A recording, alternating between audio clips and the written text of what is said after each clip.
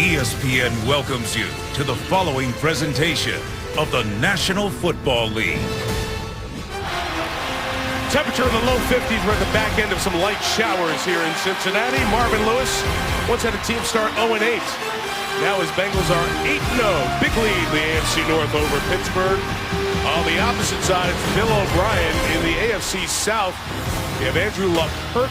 The Colts at 4-5. A Texans upset win on the road tonight. They're tied for first as they launch into the second half of their season. J.J. Watt, the Texans defense, is ready to go. They won the toss, deferred to the second half, so Andy Dalton and the Bengals offense gets the first crack at it here tonight. Nick Novak, he is now the kickoff man and the kicker for Houston. Adam Jones back deep to receive, and off we go from Cincinnati. Running up, Jones from the 2. It's well covered by Houston. Tackle at the 21-yard line by Brian Peters, the linebacker. So Andy Dalton comes out.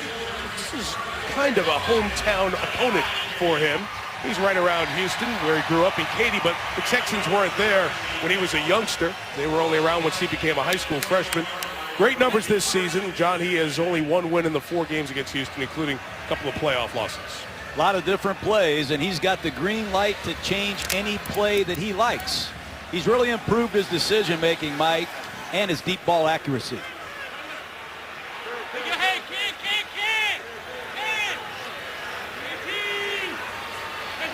He's a good team on their opening possession. It begins with the 21. It's a jump to the right for Jeremy Hill, and he will only gain a couple of yards, and we have a flag to get things underway.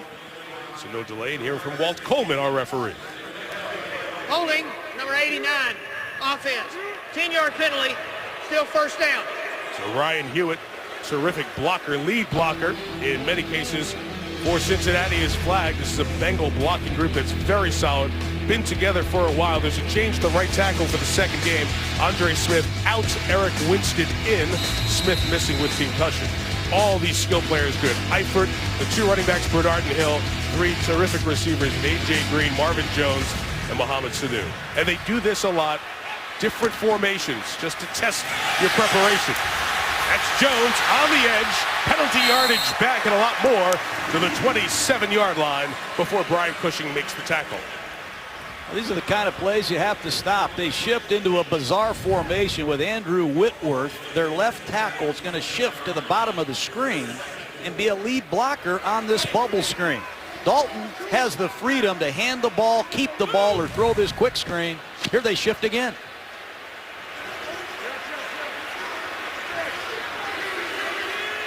Always making sure they keep enough people on the line of scrimmage. Dalton gets it out to A.J. Green with blockers in front of him. Green gets the first down across the 30 and to the 33-yard line. Well, Hugh Jackson is using every shift known to man. The idea is to show the defense something they have not seen. If they haven't seen it, they can't prepare for it. And Hugh Jackson has some shifts that nobody in football history has seen. And Romeo Crennel's got to weather the storm early.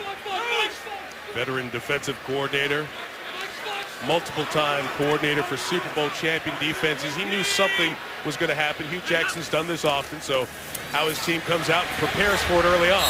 Pass to Green on the edge in front of Kevin Johnson, the first-round pick this year, who's starting at corner for the Texans again tonight. These are the throws that Romeo Crennel said we have to stop. These have been 3 running plays, and Andy Dalton has the freedom to pick it up and fire it to the outside if the coverage is soft. If the Houston Texans don't crowd the line of scrimmage, Andy Dalton is going to continue to throw these one-step quick screens to the outside.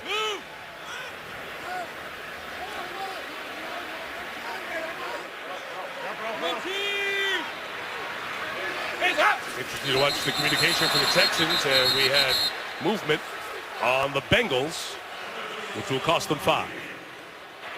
False start, number 65, offense.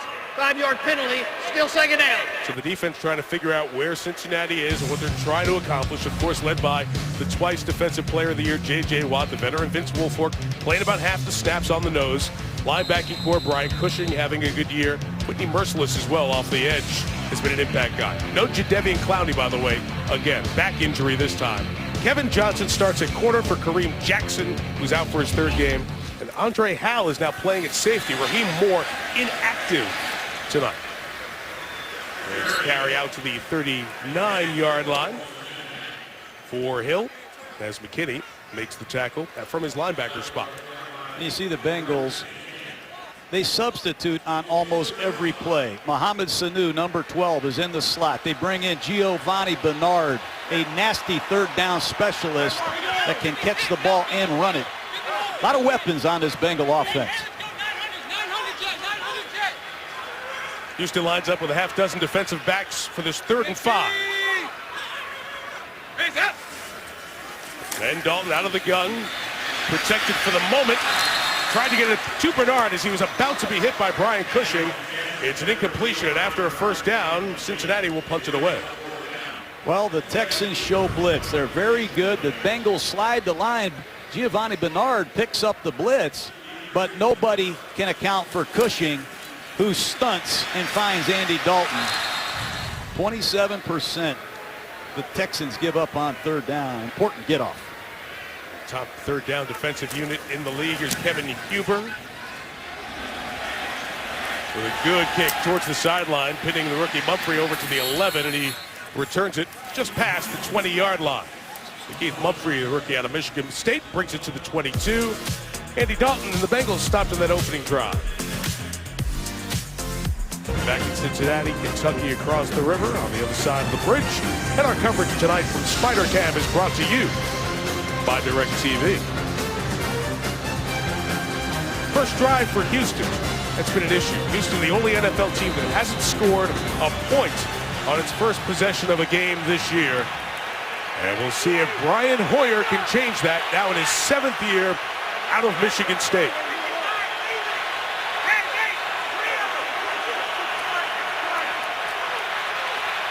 Hoyer making his 5th start of the season, begins with a throw to DeAndre Hopkins, who tapped him down, but one was out of bounds. Incomplete. The flag comes in as well as Hopkins was being covered on the sideline.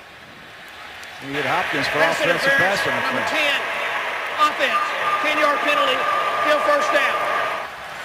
Hopkins, a very productive young receiver, and he is targeted a lot. Bump and run at the bottom of the screen. Dre Kirkpatrick. One-on-one coverage. I didn't see much there. I gotta let these guys play a little bit. We're going to call those. Going to be a long night.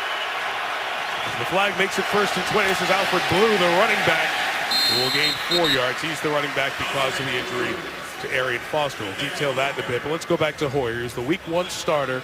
Then he got pulled in that opening fiasco of a loss to Kansas City. Then got his job back. Ryan Mallett didn't play well. He was late. Missed a team flight. Enough was enough. Hoyer's got the job back. Had a good run with Cleveland. That was his hometown team, the Browns.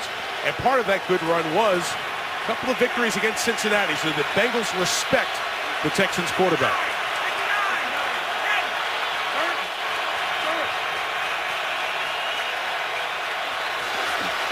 Four-man rush on 2nd and 16, and it's incomplete through the hands of Ryan Griffin, who's just returning. He played the opener, hurt his knee, was on injured reserve, designated to return, and is back tonight. I really like Hoyer, Mike. You said his experience in Cleveland could benefit him tonight. He knows the Bengals scheme. He knows their personnel. And after sitting with them, he's not afraid of the Cincinnati Bengals at all. Let's hope he can find a running game. He's going to need some help. Jonathan Grimes, the back. It's 3rd and 16. And they're going to run on 3rd and 16 with Grimes. He spins for 25. It'll be well short. 7 yards shy of the 1st down. And it continues. It's a 3-and-out. And the Texans still haven't scored in their first possession this year. And here's Adam Jones, Mike, 32 years old, playing his best football as a right corner, and he's averaging over 12 yards per punt return. He is dangerous. And your old punter in Oakland, Shane Leckler, kicking it away. Rockets one. Wow. 65 took Jones all the way back to the 10-yard line. And they return it shy of the 25-yard line. Yeah, Leckler's still got that leg. Yes, he does. Big shot downfield, return 14 for a net of 51. Second possession for the Bengals. First, a lot of shifting formations you call Star Wars. Got to Why? call it something. It's bizarre. Hugh Jackson lines up tackles and tight ends on the outside. He's going to run a zone read. He can hand it or he can keep it, but if the numbers aren't good, he can throw a quick bubble screen to the outside. So here they go, shifting into this crazy Star Wars formation. And if the numbers aren't suited for Houston, they're going to pick the ball up and throw it down here at the bottom of the screen where it's 4 against 3. It's an easy completion. If the numbers add up, he'll hand the ball off or keep it himself. It's a crazy way of doing business here in Cincinnati. So the quarterback does the math. He makes the choice. They line up here, conventional from the 24. And a shot down the sideline for Jones, who went up to get it. Kevin Johnson in coverage. Never looked back to the ball. Made contact as Jones tried to come back through, and the flag is thrown. Go right after the rookie, Mike. Pass interference, number 30. Defense. Ball be placed on the spot of the foul. First down. Marvin Jones, number 82, on a little double move against the rookie, Johnson, out of Wake Forest. A good call. Just get that head spun around and make a last-second play on the ball, and you might get away with no PI, but it's a 29-yard flag. We'll take the Bengals to the Houston side for the first time tonight. Jeremy Hill, the back, a couple of good young backs. Jeremy Hill, more of a big back. Giovanni Bernard, a quicker back. It's a fake to Hill. Dalton looked deep, had nothing, will scramble, and will get to the 40-yard line to pick up 7 yards before he's brought down. Whitney Merciless on the tackle. One of the things I really like about Andy Dalton, they're taking a shot. First down, great field position. Nobody's open. He's going to ride the back, look down the field. There's no one there. Put the ball away and scramble for a 5 or 6 yard gain. Keep us inoperable down at distances, and that's good heads-up football by Dalton. Options. They've got quality options wherever you look. 2nd and 3.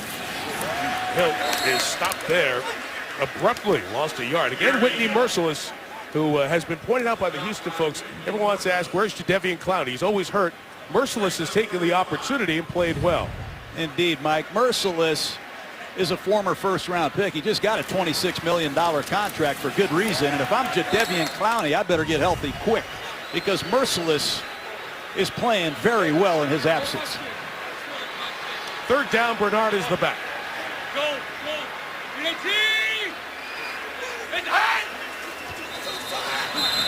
And the whistle is, not everyone was on the same page.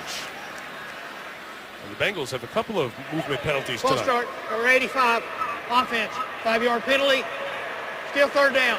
Group, you said it. Jadeveon Clowney, the #1 overall pick a couple of seasons ago, remains out. It's been an injury-filled career thus far for Clowney. The sports hernia surgery, the concussion, the knee cartilage in his rookie season this year, rehabbing the knee, the right ankle sprain, and now the back that he hurt against Tennessee, now out again. So 25 total available games. He's only played 11. He's missed 14 as production has been limited. Wanted him to be that other guy on the line to cause havoc with Watt.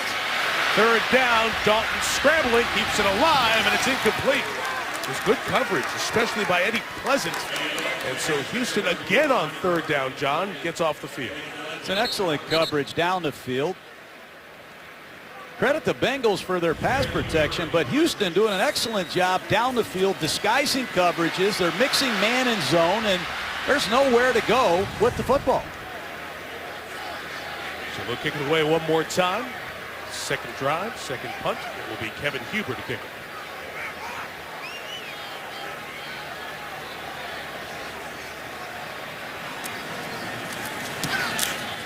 Drops it nose first, trying to keep it inside the 20-yard line, but it's caught at the 17 by Mumphrey.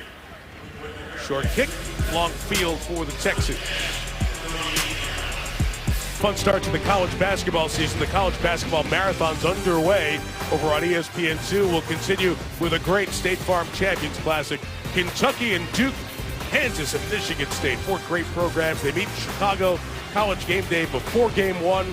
The college football rankings come out between games. Great college basketball all night, all day tomorrow on the family of networks. Here's the first down run with Alfred Blue across the 20 to the 21-yard line. We'll show you who's blocking for Blue. The offensive line for the Texans has undergone a lot of change, especially at the left guard spot, where Xavier Suafilo will get the start again tonight. Handling the ball, Fedorowicz and Prosh, tight end and fullback. It's Blue who'll be working in the backfield. Best is their receivers, and the good news, they've got their three best receivers healthy all together for once. Hopkins, the veteran Nate Washington, and Cecil Shorts went to college at Mount Union in the state. After a gain of 4, it's back to Blue, nowhere to go. And great pursuit by Vontaze Burfict. So good to have him back in the lineup for these Bengals. Penetration, and Vontaze Burfict, number 55, ruined this play. And the Houston Texans running game has been awful this year. Alfred Blue, the new feature back with Arian Foster out for the year, has been no factor. Too many negative yardage runs, and it's third down and long. You don't want to be here against this Bengal pass rush. Watch number 90. That's what Brian Hoyer will be doing. Michael Johnson bouncing around everywhere. The pressure comes up the middle, and it's a sack. Taking Hoyer back to the 10. Vincent Ray brings him down. It's that rover package we talked about in the pregame. Defensive coordinator Paul Gunther is going to use a defensive end, Michael Johnson, to try to get the offensive line all headed that way.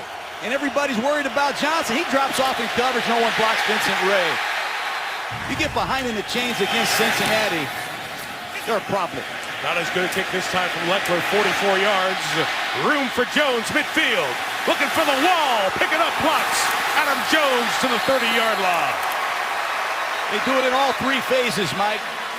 When their offense is struggling, their defense and special teams can pick things up. Great return by Jones. Got a flag right by where the ball was snapped.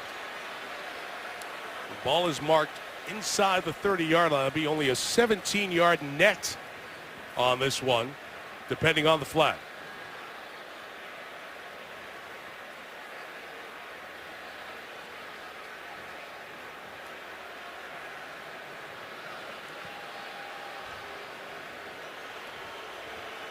Long consultation we have to do, obviously, with enforcement, when it happened, when it occurred. And now Walt Coleman will go over and have a word with Marvin Lewis. I remember Walt used to come over and have a word with me, Mike, back in the day. You know, if you had about 5 to 9 before the first reference of the Tuck game, John Gruden and Walt Coleman being in the same stadium, you're the winner of tonight's pool. Walt has worked 2 conference championship games in his career. That Tuck rule game being the last one. We have fouls on both teams. Holding number 81 of the return team. Holding number 45 of the kicking team. Those penalties will offset. Replay 4th down. Fans cheering, but we're going to go back and do it again. That's a break for Houston after Leckler hit that great punt the first time around. But when you have Adam Jones standing back there as a punt returner, he's taken 5 of these back for touchdowns. Look at the dimensions of the field. Kick the ball between the numbers and the sideline. You have to limit the space that your coverage team has to cover. If you kick the ball down the middle, he is a real asset to the Bengals. All-pro return man last year with both kickoffs and punts. He was outstanding. 12 per punt. It's tough to catch, but a similar fate on the line drive. Jones couldn't get the running start as he caught it at the 45. And what a break this is for Houston. Instead of the ball being inside the 30, it's 25 yards further back for Cincinnati. Still good field position for Andy Dalton and the Bengals. Third drive coming up. Undefeated quarterback of Cincinnati against JJ. Tyler Eifert, number 85 for the Bengals. Their first-round pick in 2013 out of Notre Dame. 3 touchdowns last time out, 9 touchdowns already this season. Top the NFL list. What an impact player he's been the first half of the season. Catching it and running, run blocking, I should say. He blocks there for Giovanni Bernard, who gains a few yards on that first down carry. So first 8 games, 9 touchdown receptions, all happening in the red zone. That 9 in the red zone number, where is that? Well, that's NFL history. Julius Thomas, Wes Welker, in that Peyton Manning-led offense the last couple of years, have gotten there once per game in the first 8 games on average the last 2 seasons. But what a threat he's become inside the 20 for Dalton and the Bengals. 2nd and 7, extra offensive lineman Jake Fisher comes in for Cincinnati. As Dalton has time and rips it in the middle of A.J. Green to the 28. First down and a gain of 20. Well, you put all these offensive linemen on the field, you execute a shift, and you throw a play-action pass to your best receiver. Just a simple square in by A.J. Green at the top of the screen. Ball's well thrown, and how about that combination? Andy Dalton and A.J. Green. Nobody has been more productive in NFL history that I can think of at the start of their 2 careers. For the first 4 years, this is now their 5th. Most receptions and yards combined, outpacing Marino and Clayton in their great Miami Magic. First down, play action for the 28. Dalton completes it in the middle of the field. The man we talked about a moment ago, Eifert, gains 14 to the 14. Extra offensive lineman playing tight end. Give Dalton the protection that he needs, and he can step up and let Eifert sell this crossing route, come back where he came from, and he just taught McKinney, the rookie out of Mississippi State, a lesson. Tyler Eifert can run some nasty routes as a tight end, as a slot receiver. He can line up as a receiver out wide and get it done. An emerging star in pro football. Would A.J. Green tell us he's a wide receiver and a tight end's body? He's had wide receiver type production first half of the year. Fake to Bernard. Jones comes around the side. That's well read by Whitney Merciless, who's having a terrific opening quarter. Cincinnati getting awfully fancy with some of these shifts and formations, and they didn't fool Merciless at all. They're going to fake the ball to Bernard, number 25, flip the ball over the top to Jones, and Merciless had no mercy. How do you like that? Very good. Well, Eifert, who we lauded for his blocking ability, didn't get to the block there, and Merciless forced the loss of 8.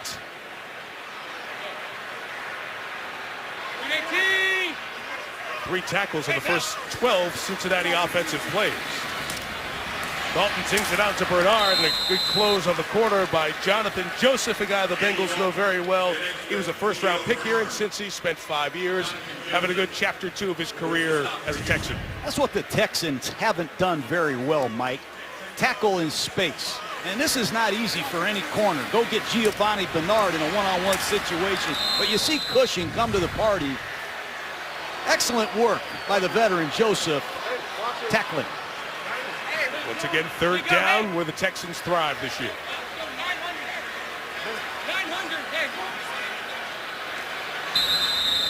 And Cincinnati, with the play clock running down, calls a timeout. 3rd and 17 on the other side with 2.5 left in this opening quarter. It's a very interesting offense that the Bengals run. We've kind of hit some of the highlights with the motion, the talent, the skill spread that they have, John.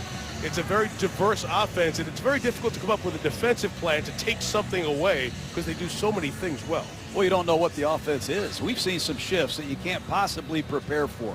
But it's important when you play Hugh Jackson and the Bengals, you got to let them know right away, we're ready for your shifts. Because if you're not, they're going to continue to shift and do crazy things all night. I'm impressed so far with what Romeo Crennel and the Texans have done. They've limited the big plays, and they've tackled pretty well in space.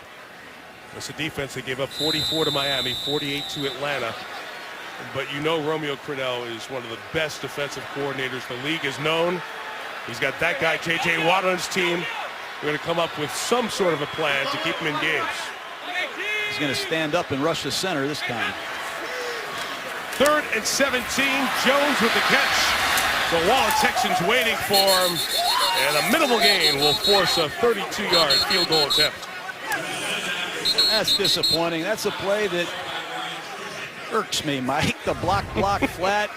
They're going to throw a quick screen and get lead blockers out here and just try to get a quick run after the catch and set up a field goal. I wish they'd outlaw that play. I think I said that last week. if you say it every week. Keep going. Not allowed to block on a forward pass, Jerry. Jerry Austin, our official, very patient official in the booth. Yes, He's got to listen to John as he did when they coached and officiated games back in the day. Mike Nugent, Centerville, Ohio, just up the road a little bit from 32 yards. First points of the night belong to the home team, and there's a flag down right after the kick.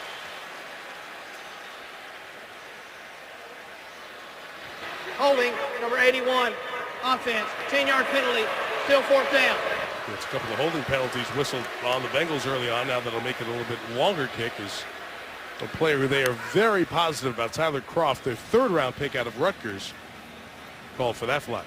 And J.J. Watt, one of the best at rejecting passes, rejecting kicks, causing penetration. Keep an eye on number 99. He and Vince Wilfork will push it right up the middle. So now back to 42 for Nugent. That's the distance of his game-winning field goal against Seattle here that went off the upright and in.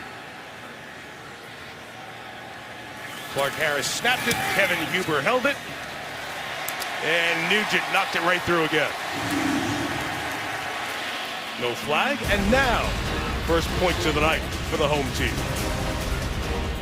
Bill O'Brien's worked with offense his whole coaching career, college and the pros, was with New England, working with Tom Brady. The quarterback story here from David Carr to Matt Schaub, who had success, but when O'Brien came in, Ryan Fitzpatrick was 500. Case Keenum won a couple of games. Ryan Mallett, we mentioned earlier, his issues now cut from the team. And back to Brian Hoyer, who won the job coming out of training camp. O'Brien told us last night when we met with the Texans that it was a mistake on his part. He should not have pulled Hoyer as quickly as he did, but that first game just felt so bad. And by getting in front of the team and saying that, you've seen Hoyer settle down as he's gotten this job back, John. And O'Brien feels very comfortable with what Hoyer's been doing since coming back into the lineup, winning 2 of the last 3. Long kick there, and Mumphrey will bring it back. Here's Keith. He'll return it across the 20 and be brought down at the 22-yard line. Emmanuel Lemure there on the tackle. Well, we mentioned the first guy in there, David Carr, who was such a big part of it. They had an opportunity to draft David Carr's brother, Derek Carr. This was the draft when David was taken as the Texans' first pick. And who's this guy over here, John? That's Derek right there. I think he's about 9 years old. At the top of the second round a couple years ago, they took Xavier Suafilo at guard. And I bet they regret not taking the other Carr. He would sure be helping this franchise right now. Done a great job with the Raiders. But it was such a hard thing to sell your fan base. We're going to take the brother of the quarterback who got beat up when we were an expansion team. It's a completion to Alfred Blue. He gets near the 32-yard line. And Bill O'Brien, they jumped no huddle here. He knew that, and the organization knew that, but made it a little bit tough. He liked Carr, liked Bridgewater, liked Bortles in that draft, but they were unable to take them at the top of the second round as that pass is incomplete. It was intended for Cecil Short, so we'll bring up third down and short. And, John, that's one of those frustrations now. Now you're wondering, is Hoyer going to be a short-term answer? Do you find a long-term quarterback?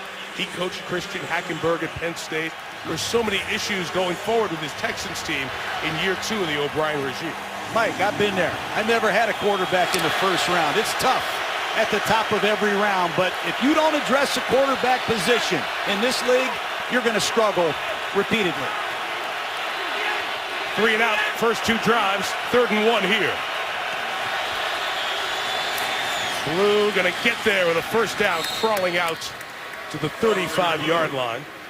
And that is what these guys need to do, John. They need to figure out a way to run north and south. That's impressive.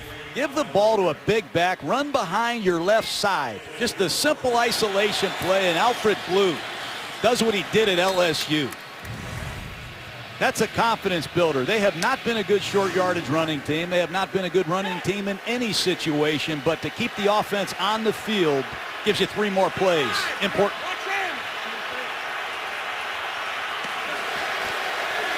After their first down, it is Hoyer scanning, going back to the middle for Hopkins, trailed across the field by Dre Kirkpatrick, incomplete.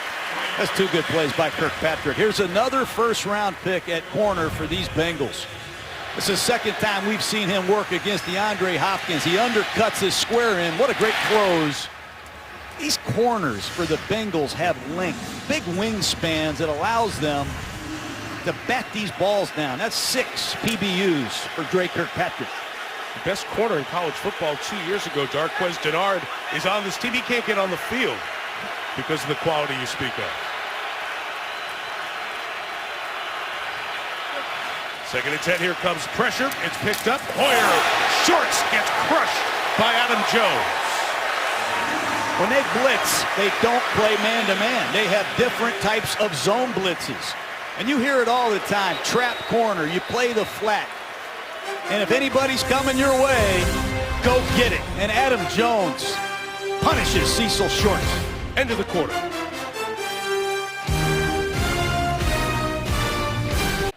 Back here in Cincinnati, second quarter begins. The Bengals undefeated, trying to join New England and Carolina at 9-0 with a 3-0 lead over the Texans. Mike Tirico, John Gruden, Lisa Salters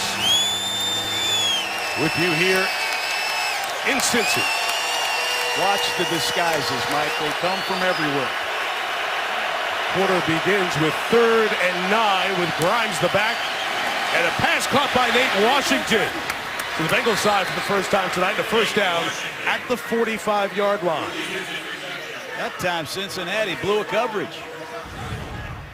Bengals moving in and out, and Adam Jones didn't get back to the zone that he was obviously supposed to cover.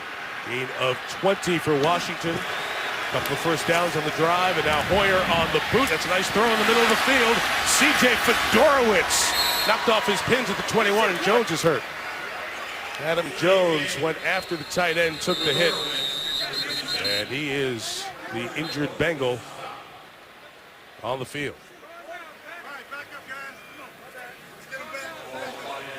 A couple of back-to-back completions for Cincinnati, for Houston, and the concern for Cincinnati's corner at timeout. Good news is Adam Jones came off the field without any assistance and was talking with his teammates there. You'll see what happens as C.J. Fedorowicz, the tight end, knees Jones in the back of the head. And interestingly, after that replay, I wonder if upstairs they'll get a look at that and do a further concussion exam, or at least assessment on the sideline. There's procedures in place to check on players. Thus far, no athletic trainer looking at Jones on the sideline for Cincinnati. Matter of fact, he's calling out instructions to the defense from the bench. 1st and 10 for Hoyer. He's got room. Take it off. Ton of room. Hoyer 10. Slide at the 5. Gain of 15. It's going to be 1st and goal. Geno Atkins not on the field, and there's no pressure on Hoyer at all. It's a no-back set. Nobody's going to be open, and you're going to see Hoyer just take off. Plenty of time to look down the field. They don't protect the pocket, and off goes Hoyer, who continues to be a thorn in the Bengals' side. He was a Patriot back in 09, the last time he had a run that long. Paul Gunther's defense trying to stop Blue. Runs with his shoulders down, tackled by George Iloka at the 1. That's what Bill O'Brien said they're going to do. They're going to run Blue downhill behind some double teams, and here they are jumping the ball. Let's see if this tempo pays off. First to go from the 1, and it's Blue to the left, still on his feet, and then stopped and brought down Kirkpatrick with the second hit, able to bring him down. You know, Mike, they did this against Kansas City. They jumped the ball in the first game of the year in a goal line situation. They lost 4 yards. They didn't fool anybody here, and they failed to block the point of attack. And Ray Maualuga stuffs it. And Geno Atkins has finally come back into this game. 97. Geno Atkins has had another Pro Bowl season. So the umpire stumble on the way out. Andre Wash is okay. He's back in position. 3rd and goal, 5 in the pattern. Hoyer, Hopkins, incomplete. And he is continuing to be covered tightly. That time, Darqueze Dennard is there. Dennard was told by Marvin Lewis, you just stay ready. Your time will come. You brought him up earlier. He lost out to Drake Kirkpatrick. To be a starter, he's hung in there. He's improved his techniques, and that's an excellent job coming off the bench, making a big play on 3rd and goal. Denard has only played 27% of the snaps, just 16 snaps last time out for Cincinnati. So it'll be a field goal attempt to even the game, and it's 22 yards from Nick Novak. Randy Bullock was the kicker the first 3 weeks. He missed a couple. They signed the veteran from Maryland. Novak knocks it through. Good drive by the Texans to tie it. ESPN's Monday Night Football, brought to you by Navy Federal Credit Union, federally insured by NCUA and GMC. We are professional grade. Gary Hood and the rest of our guys who drive our mobile units across the country. We have been going back and forth, West Coast, East Coast, about 15,000 plus miles the last 7 weeks.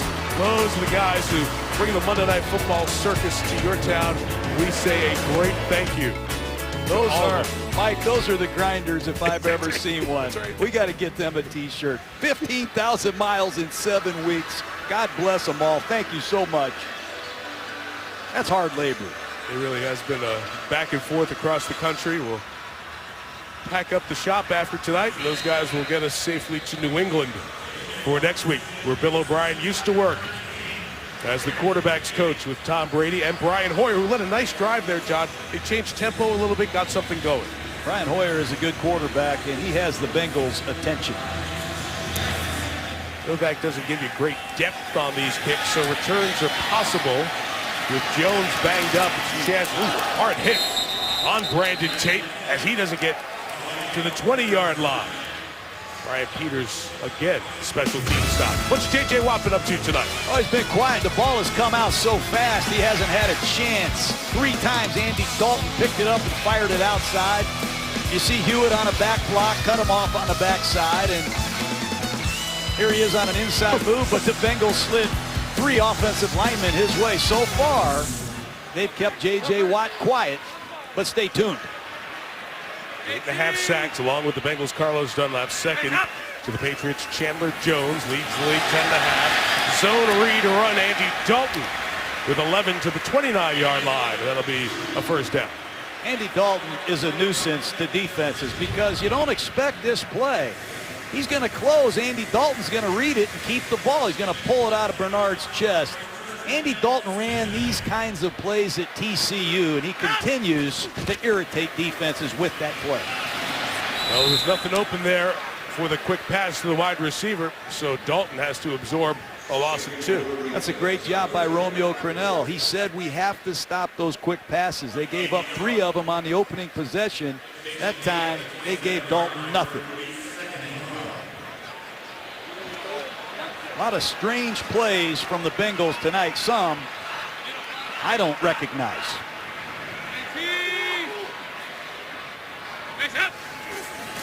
Second and 11. Dalton stepping up, and he's brought down. He'll gain a yard or so. Brandon Dunn, first year out of Louisville, a free agent, undrafted, makes the play. Well, they're keeping their front 4 fresh. You see Dunn on the right side of your screen. Up the field, he sees Dalton take off. He retraces and makes a nice play. Let's keep an eye on J.J. Watt on 3rd down and 9. This is the down that he lives for. He's right over the center. He's going to be rushing in a 2-point stance.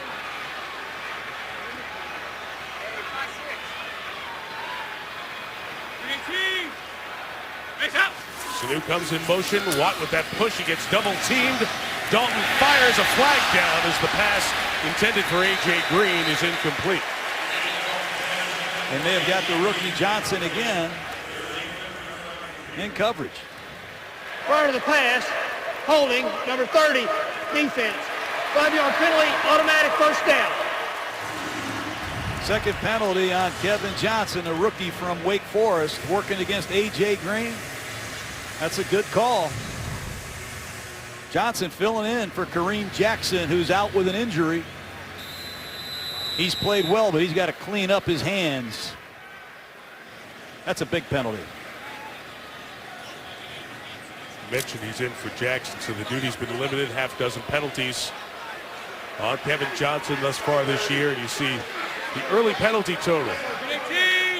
Jeremy Hill and Giovanni Bernard in together for this first down. And the give to Hill is read well. Charles James, another one of those defensive backs, another undrafted player making his name heard. Well, it's an unbalanced line. You're going to see Charles James, number 31. Play off a block and make a beautiful open field tackle. That's the thing that's impressed me tonight. Houston has tackled, and Bill O'Brien put them in pads this week to address their lack of tackling in the first half of the season. He showed us a bunch of plays this week getting ready for the game. Just really poor tackling by the Texans. 2nd and 13. Pressure is up the middle. Dalton got rid of it to Marvin Jones. First down at the 48-yard line. Gain of 16. Excuse me, Mike. They come with a zone blitz, and J.J. Watt, you see him on the right side of your screen working against Eric Winston on an inside move. Good help by Giovanni Bernard. But Jones, 82, has come back to life. Had a terrible injury last year, and he has really made some big plays on the backside of A.J. Green. A good 2013 to Jones with 10 touchdowns. First down, Dalton, shot downfield, Jones again. Pressure came from Whitney Merciless. Again. Look out in that Bengal huddle with Mohamed Sanu, number 12. You don't know what he is. He can throw the football. He can run the ball. They use him in a lot of creative ways. Hewitt, number 89. Is he a fullback? Is he a tight end? So many different formations and versatility that they can create with the skilled personnel.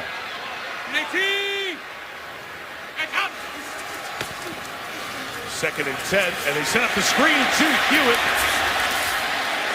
He's dropped at the 45. Kevin Johnson involved in that play again for Houston. That's a business decision right there by Johnson. It's a screen to the 250-pound fullback Hewitt, and Kevin Johnson comes flying from his right corner position. Watch Hewitt on the screen. He's going to catch his ball, and Johnson on the left side of your screen makes a beautiful nice tackle in the open field. The 3rd reception of the year for Hewitt. He'll come out. They'll go single back here for 3rd and 3.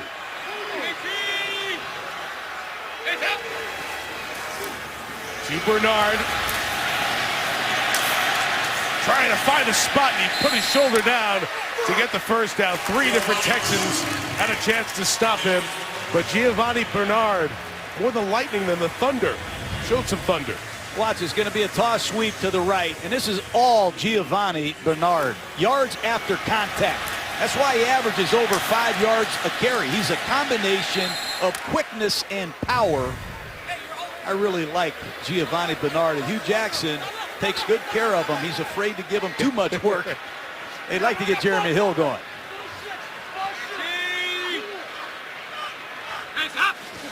First and 10. They're picking up all these pressures. That pass is caught by Jones, and it's almost caught in the air by James. Charles James has hands on it. Johnson made the hit. It's ruled incomplete. You better know what you're doing when you're playing the Texans. Is Johnson going to run out of there, or is he going to roll up? That time he rolled up and punished Jones. They're lucky that ball wasn't intercepted. But back-to-back beautiful hits by the rookie, Johnson. Out of Wake Forest in the first round, so you talk about Cincinnati with all of their first-round picks at corner as the Bengals take the time out here. Houston has its share as well, and this year's first-rounder Kevin Johnson impact here on this drive for Bill O'Brien. Along the Ohio, Paul Brown Stadium, you see Great American Ballpark there. The All-Star game was there, and this year Andy Dalton played in that celebrity game that they have around the All-Star game. And he got a mixed reaction, some boos from the hometown crowd, and that goes when you play 4 years and lose 4 playoff games, but that was almost like a spark to Andy Dalton. His leadership has really come to the forefront with this Bengals team in this 8-0 start. 2nd and 10, Dalton going downfield for Burkhead, and the pass is incomplete. Rex Burkhead well covered, another weapon on this team. What have you seen, John? Your brother Jay was instrumental in drafting him in the 2nd round when he was the offensive coordinator. You saw him those first 3 years. What do you see now with Andy? Well, he's in his 5th year now, so he's matured. And the harder you work and the better you play, the more you can demand from others. And he's demanding more from his teammates. You see him interacting better with them on the practice field, on the sidelines during games, and his input is a lot greater. This is 3rd and 10. They've got Watt for the moment. Check it out to Bernard. Can he get to the sticks? Yes. Giovanni Bernard. Tough run. First down, Cincinnati. Look at that young Andy Dalton in the stands. Just a simple check down, Mike, and that's maturity by Dalton. It's a long yardage situation. He's going to check the ball down to Bernard on the right side of your screen. Get the ball in your playmaker's hands and give him a chance to make a play. That is downright nasty by Giovanni Bernard after the catch. Eddie Pleasant couldn't close in the open field. Drive stays alive. And on the ground, it's Bernard taking it to the 20-yard line. You like to see those kind of plays from this Bengals team. Those are the plays I love to see. Old-fashioned double teams at the point of attack. Double team, pull the backside guard, and run right behind the push. Look at Zeitler at right guard number 68. I know it's a 5-yard game, 6-yard game, but I love those plays. It's what makes Cincinnati different. They can run any kind of play you can dream of with this offensive line. It's Wolford back in there along with Watt, who almost broke up that play in the backfield. And it's Cushing who eventually makes the tackle. Good penetration by the Houston defense to limit Bernard. You really don't know what's coming next. They run a power play behind the double team. It's a zone read. They run reverses, unbalanced line, multiple tackles. Finally, Jeremy Hill checks into the game. Hill had over 1,000 yards. He led all rookies last year. He's trying to find his way back to his form that he had a year ago. 14th play of the drive, Mike.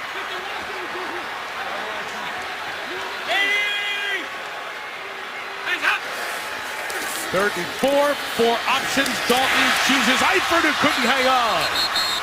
Eifert hit by Pleasant. Eddie Pleasant, who couldn't make the third down stop last time. Good contact on Eifert to force a field goal attempt. Eifert's got to catch that football. Romeo Crennel brings a blitz. Ball's thrown perfectly. Nice job by Pleasant punching it out. Body catch. Got to catch that one. Done it by the shoulder pads instead of the hands. And Dalton and the Bengals offense thwarted, and Nugent will come on to try a 39-yard field goal attempt.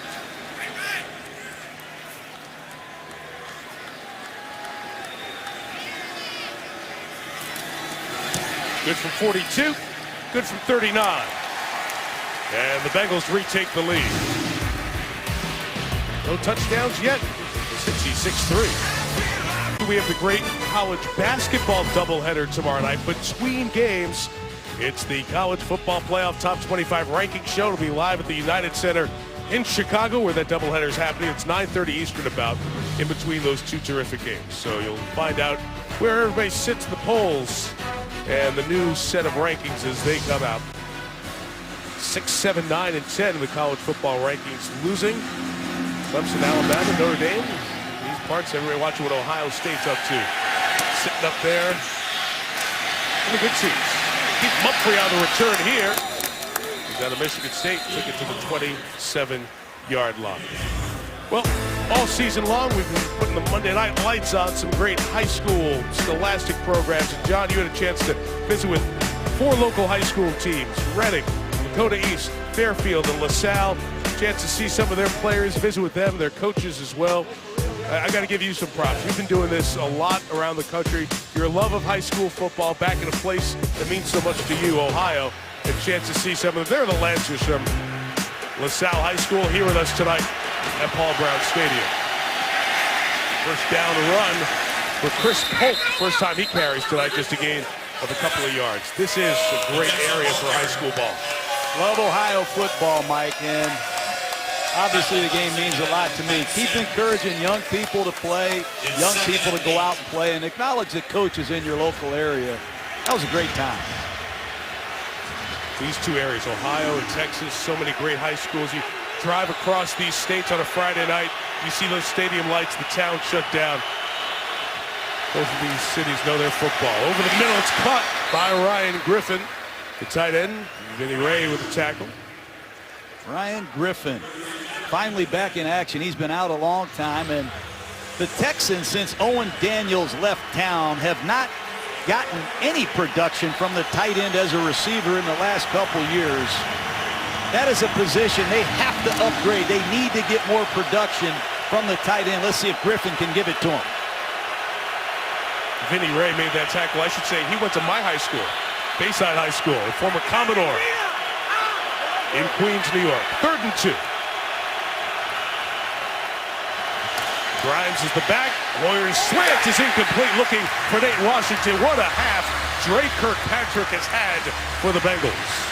Last time we were here on Monday night, he was the grinder. He intercepted Peyton Manning twice. This is the second time in bump and run he's rejected a Houston Texan receiver. Great work by Dre Kirkpatrick. And we have a new returner back. Brandon Tate replacing Adam Jones, Mike. Second time after Jones took that knee in the head earlier on. Leffler to kick it away. Line drive, 50 yards, muffed by Tate. Picked it up at the 16, brought down shy of the 25-yard line. Darryl Morris on the tackle. It's another 3 and out for Houston. Gets the ball right back in the hands of Andy Dalton. His numbers so far, his team up 3. Andy Dalton, year 5 as the Bengal quarterback. The Bengal quarterback roster over the years. Ken Anderson in a very tough division had a really good record for 16 years. Boomer Esiason second in the win column with 62.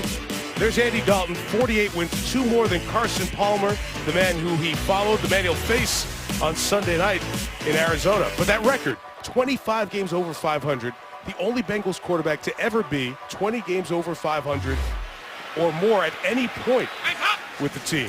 So he's done so much in these first 4.5 years. Jeremy Hill to the left, Cushing, and Watt with the tackle. It's a gain of only a yard. You try to run away from J.J. Watt. You don't realize he is a force on the backside chasing these plays down. Nice effort by the Texans, and J.J. Watt continues to bring as much effort as he can to every single snap.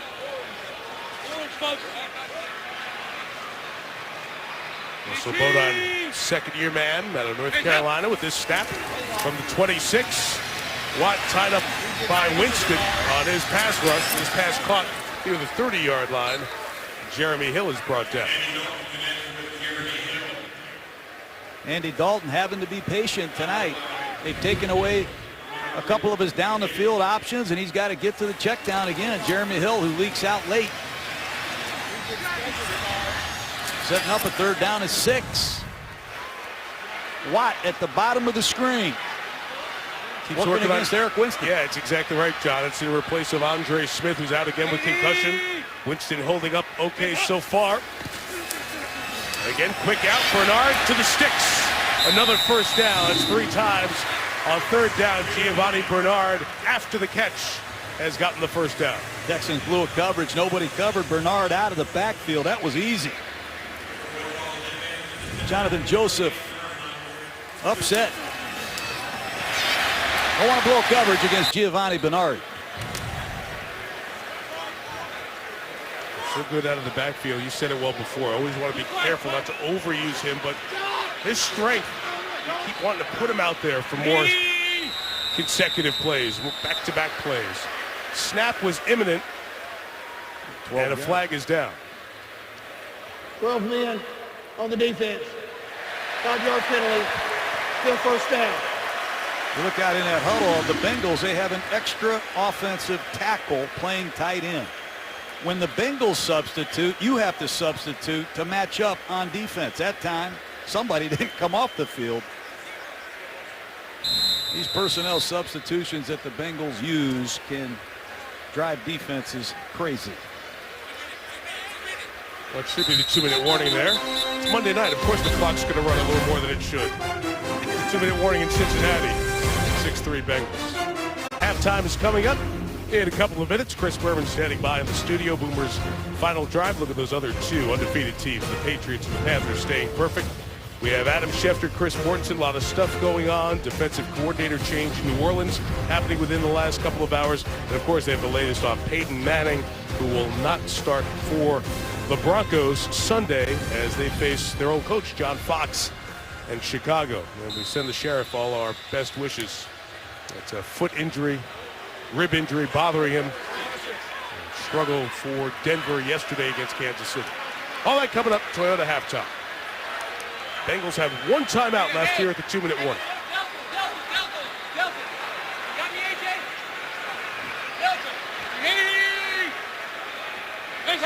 A.J. Green's got him. Everybody's got Dalton's instructions. Dalton's got nobody open, so he runs for the first down. Into Houston territory at the 46. Jared Crick chased him down. He's a real weapon scrambling. He's made some great throws scrambling this year, and he's also run for a lot of first downs. And here's where Andy Dalton has really grown up a lot, calling his own plays in a 2-minute drill.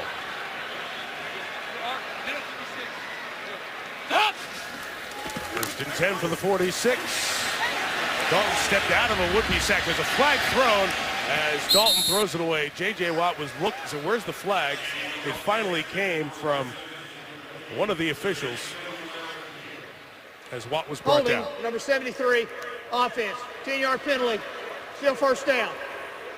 Oh, that's it, Mike. Eric Winston, backup right tackle, number 73, called for holding. Good call by the official. And if you're Houston, you have to be alert for a screen in this situation. They have been hurt badly by screen passes, as Cincinnati is good at it. Great way to slow the rush down with a screen.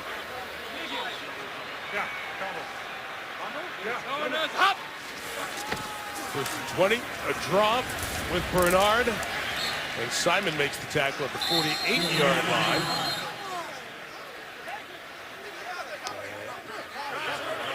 Nobody stopped the clock. Remember, Cincinnati only has one timeout left, 1:07 to go. Houston gets the ball to start the second half.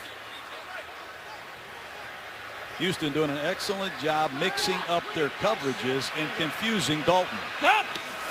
Second and 16. Watt pushed around the play. Dalton shot for Jones, incomplete. The coverage by Jonathan Joseph was step for step, and they'll bring up third down. And you can see why they re-signed Jonathan Joseph to a nice deal in the offseason. The ex-Cincinnati Bengal one-on-one coverage with Marvin Jones is up to the task. Nice job pinning him right into the sideline. Beautiful work by Jonathan Joseph. John, I want to go back to something you talk about with us often. That J.J. Watt holding penalty. We talk about sacks all the time for productivity. Great to track the flags guys throw, because that changed the whole tenor of this 2-minute drive. It's now 3rd and 16 for Dalton. 4 options to choose from.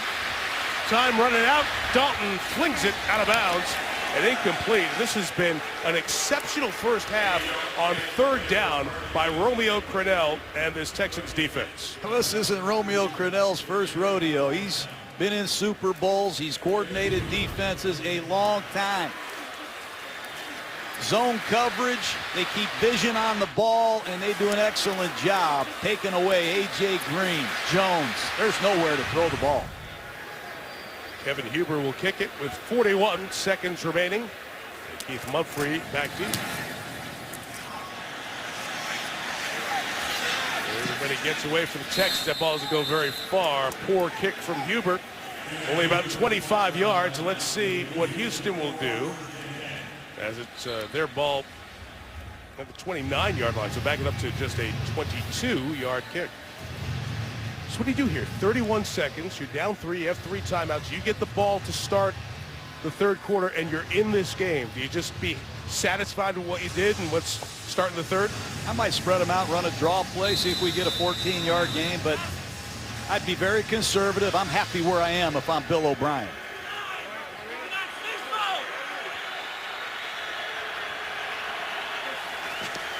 Boyer will go at it from the 29. Check it down underneath to Jonathan Grimes to the 41. First down, timeout, Houston. 23 seconds left. Be right back. That was just the 5th first down for Houston in the first half. 4 of them came on their one long drive for a field goal. The other drives with 3 and outs. Boyer from the 41. Got to be very careful not to make a mistake. Just throws this one away, and it's incomplete.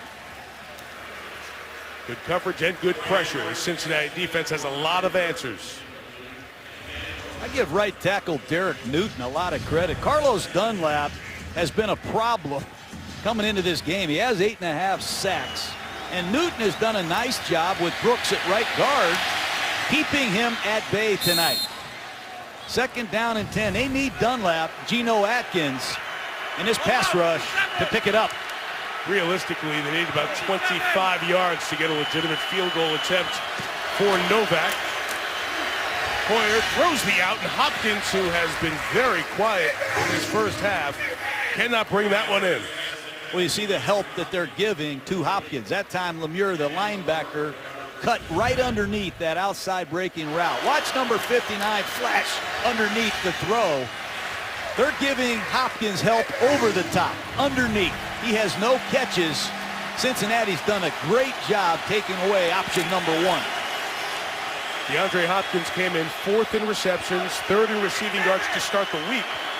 Thus far, 3 targets, not a catch tonight. They're running here with 10 seconds. Grimes will carry. It's short. And Marvin Lewis is going to make them punt the ball away. He'll use that final timeout with 6 seconds left. Be right back. It's 4th and 7. We were talking about this during the quick break. Some guys might do what Bill O'Brien looks like he's going to do. Leave the offense out there, throw a deep ball high in the air, long downfield, let the time run out that way. That's what I do. You're in range. If you can give Hoyer a little protection where he can gather himself and get something on it, let's see if he takes a shot. If the ball does come down early, or if there's a sack for some reason, give the Bengals the ball at the 44-yard line. From there, it'd be a 62-yard field goal. A little long for Nugent. Final play, Hoyer buys enough time. Now he can just let it go all the way downfield. See if he can get a deflection or a pass interference, and it's, I think, incomplete. They're going to say Nelson comes up with the interception. Ball might have touched the ground. Vinny Ray, 57, was dangerously close to the play that rarely gets called. Pass interference on a Hail Mary. Well, Hoyer bought himself time, and Houston had a shot at it. Great interception by Nelson. He did secure it, so Nelson gets the pick. His 4th of the year. Houston gets the ball to start the second half. Bengals lead 6-3. Here's Chris Bourbon of the Toyota halftime. Well, the Houston Texans, J.J. Watt, he set the tone. Why not? This is a way to start the second half of the season. Time for the South lead and hand Cincinnati their first loss of 2015. The defense has done its part, limiting Dalton and the Bengals offense to 6 first half points. Second half here in Cincinnati, and the Bengals lead the Texans 6-3. Mike Tirico, John Gruden. We'll hear from Lisa Salters momentarily. Not a lot on the big board here, stat-wise. Bengals limited to the 44 rushing yards. This is a big story, John. The 3rd down conversions, the 3 of 8. Houston's very good at 3rd down conversions. Been outstanding for them so far, again, with their package with Romeo Crennel, the defensive coordinator. As we turn to our Zales, extraordinary moments in the first half. There weren't many, but a couple of moments that kept extraordinary plays from happening. Yeah, well, I think the play callers got a little too cute. Both sides of the ball. Cincinnati had a first down, 14-yard line in the red zone. They're going in. They run a trick reverse to Marvin Jones, and Merciless stuffed it. They had to settle for a field goal. Then on 2nd and goal at the 1, Houston tried to fool Cincinnati with an up-tempo, no-huddle play at the goal line, and that's a 5-yard loss, resulting in a field goal. Both coaches probably trying to get a little too cute in some red zone situations, but J.J. Watt and the Texans are right in this football game. Bill O'Brien's team had that one good drive that led to the 22-yard field goal. You showed how they try to jump the ball there at the 1. It's up Marvin Lewis's kicker, Mike Nugent, has given them 42 and 39-yard field goals. We mentioned the weather earlier. It rained a bit during Monday Night Countdown right before the game. We have not had a lot of precipitation post-kickoff. Temperatures dipped to the upper 40s. This one will be fielded as it was bouncing. Mumphrey had to get his hands on it. He slips and falls shy of the 15-yard line. Going to be a long field for the Texans. Here's Lisa Salters. Well, Mike, Bill O'Brien told us coming into this game that a point of emphasis during their bye week was improving their running game. He said it needed to improve, but so far we have not seen that. Just 40 rushing yards in the first half. I asked him about it. He said it wasn't just the running game. We've got to get our entire offense going. We were only on the field for about 11 minutes. We need more offensive production if we're going to win this game. As for the Bengals, you know exactly what Marvin Lewis was upset about. Too many offensive penalties. He said, we're hurting ourselves. We've got to play cleaner on offense. Just 25 plays for Houston in the first half. Here's the first one of the second half. First catch of DeAndre Hopkins, and a gain of 13 yards as he takes it to the 27-yard line. I'll bet Bill O'Brien met DeAndre Hopkins at the locker when they went into halftime. Hopkins, no catches in the first half. They have got to get their star wide receiver involved in this game. Great call to get him in the football game. O'Brien used to call the plays, did last year. He always has during his career as a college coach as well. George Godsey has taken that role over this season. Big hit by Vontez Perfect, but Alfred Blue somehow spun out of the hit. It's turned into a gain of a couple of yards. Here's what happened to Hopkins in the first half. Well, Cincinnati did a nice job rolling coverage to Hopkins. And then Drake Kirkpatrick made a couple beautiful plays. Then it was Darquez Denard in the red zone. Houston tried to get him the ball, but Cincinnati had help underneath, over the top, and they were up to the challenge. Let's see if Hopkins can respond in a big way for the Texans.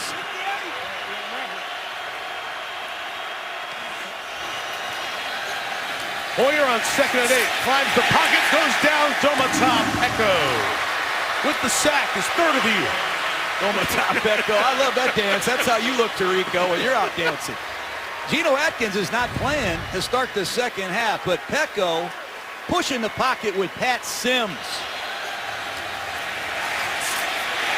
Nice work, and coverage down the field held up again. Third down and long. Got to be careful. This is where the Bengals create turnovers. Atkins is out there now, 97, working on the left guard. Here is Hoyer, rips it in the middle, and it is caught at the 40 for the first down by Cecil Shorts, the former Jaguar. Shorts is finally healthy again. They missed him. It's the first time in a while the Texans have had all three of their top receivers on the field together.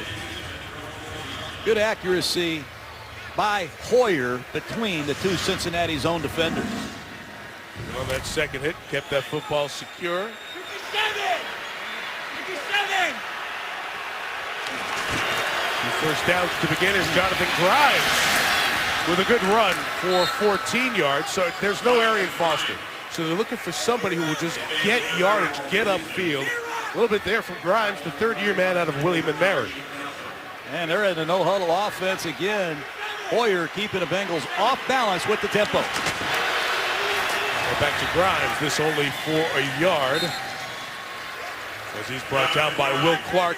John, this is what they did in that other drive. When they went up tempo, they had a little more success. Mike, the Bengals are beat up. Dunlap's out of the game. Will Clark is in the game. I haven't seen much of Geno Atkins. See if Houston can take advantage of some backup players in this Bengal front. Kendall Lamb going to beef up the offensive line, 63.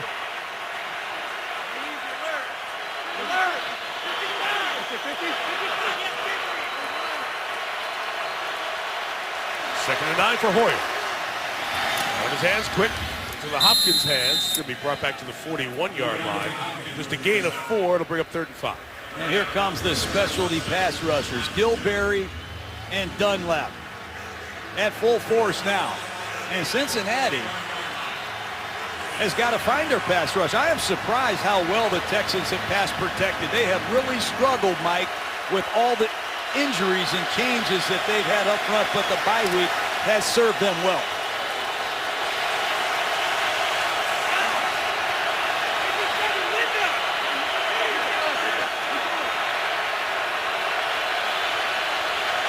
Third and 5, pressure comes, Hoyer gets rid of it. Washington can't make the catch. It was a tough one with Drake Kirkpatrick in coverage, but the pressure forced it out just a bit quick. Well, it's that rover package. They really don't know what Michael Johnson is. He's going to line up over the right guard. They dropped Dunlap. Even my drawing machine got a little confused, Mike. Everything gets rushed. It's pressure. See if Leckler can pin the Bengals deep. It's not Adam Jones again on the return. Leckler could not find the corner. Only 21 yards of net. And Cincinnati and A.J. Green will start this third quarter at the 20. ESPN's Monday Night Football is brought to you by Burger King's new Buffalo Chicken Fries. A better way to Buffalo. Gillette, 25 million guys have switched to the Gillette Flex Ball. Will you? At NFL.com/now, watch what's trending in the NFL with the all-new NFL Now. Cincinnati looking mighty fine on this November night. You look at the rolling suspension bridge in the distance. And our coverage tonight from Spider Cam is brought to you by DirecTV. First drive of the half for Cincinnati, limited to 6 points, and didn't run it very well. Under 3 yards per rush in that first half. That'll help the number. Much more for Jeremy Hill. 15 to the 35. And a first down after Merciless tackles him. Flag down way late after the play. Injured Texan back behind the play as well, Jared Crick. Illegal formation on the offense. Number 77 was on the end of the line of scrimmage. 5-yard penalty, still first down. And you see Crick has had a productive season coming off. Flag there on Whitworth, and those illegal formation flags are usually thrown at the line of scrimmage. This was thrown 10, 12 yards downfield, so obviously they diagnosed something late with Whitworth there. Well, you see Whitworth at right tackle. Not quite sure what that penalty might be.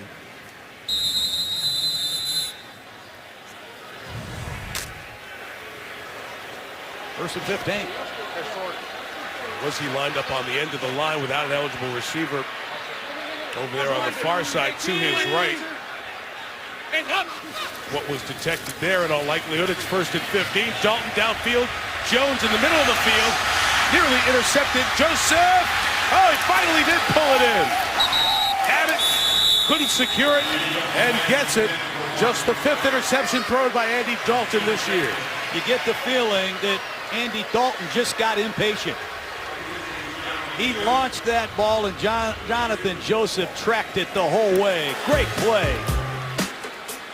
It sets up the Texans. The old Bengal comes back to the Natty and gets an INT.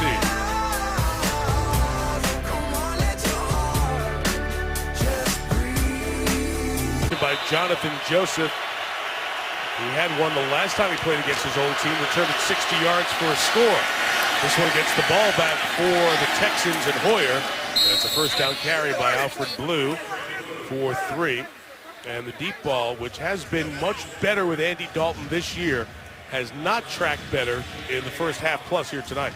Oh, when you throw the deep ball, you need receivers to be legitimately open. That time he forced it, got a little impatient, should have checked the ball down. Romeo Crennel's defense gets a turnover, something they have sorely lacked this season.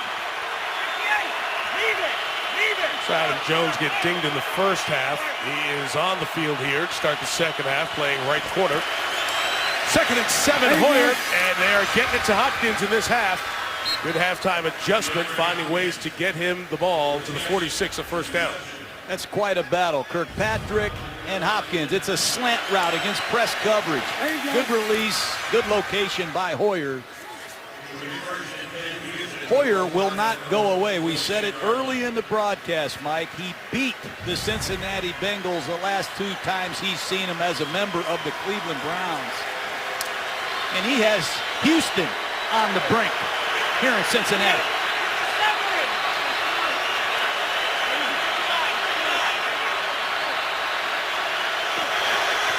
Comes the pressure from the Bengals. Hoyer does get rid of it. He finds Shorts. He says Shorts will only gain a yard. Iloka was holding on, and the safety, George Iloka, brings him down along with Drake Kirkpatrick. And week in, week out, there's just been no running game for these Houston Texans. It's been all Brian Hoyer. He's had to drop back and throw the ball repeatedly. Credit his offensive line for hanging in there tonight, but if they don't find a running game, it's going to be a long winter in Houston.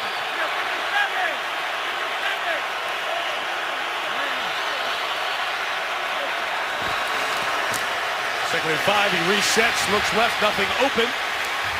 Now across their lane is Shorts, and he can't pull it in. Leon Hall, the veteran out of Michigan, right there with him on coverage, and we'll get another third down. When you're a defensive back and a quarterback starts scrambling, you have got to plaster to your man. Leon Hall here at the bottom of the screen, number 29. Keep vision on the quarterback. Does a nice job covering Cecil Short.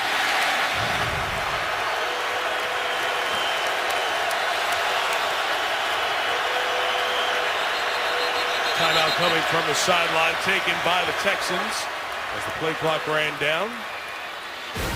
One used here early in the third. Last second for the Patriots to remain undefeated and beat the Giants. 9-0 New England gets a visit from Rex Ryan, their old friend. It was the Bills and the Patriots on Monday Night Football. Countdown at 6 Eastern, and we'll get you going from Foxborough, 8:15 Eastern time. Bills coming off their Thursday night win over the Jets, trying to make it 3 straight division wins. New England, Buffalo next Monday night from Foxborough. Out of the Houston timeout, 3rd and 8 for Brian Hoyer, the former Patriot. Gets hit as he throws. It's incomplete. Flag comes down. It was intended for Ryan Griffin, the just activated tight end. It looks like it'll be a first down for Houston. Illegal use of hands to the face, number 27, defense, 5-yard penalty, automatic first down. We get Kirkpatrick, and that keeps the Texans drive alive. Thought Kirkpatrick was just rolling up in the flat. 27 at the top of your screen.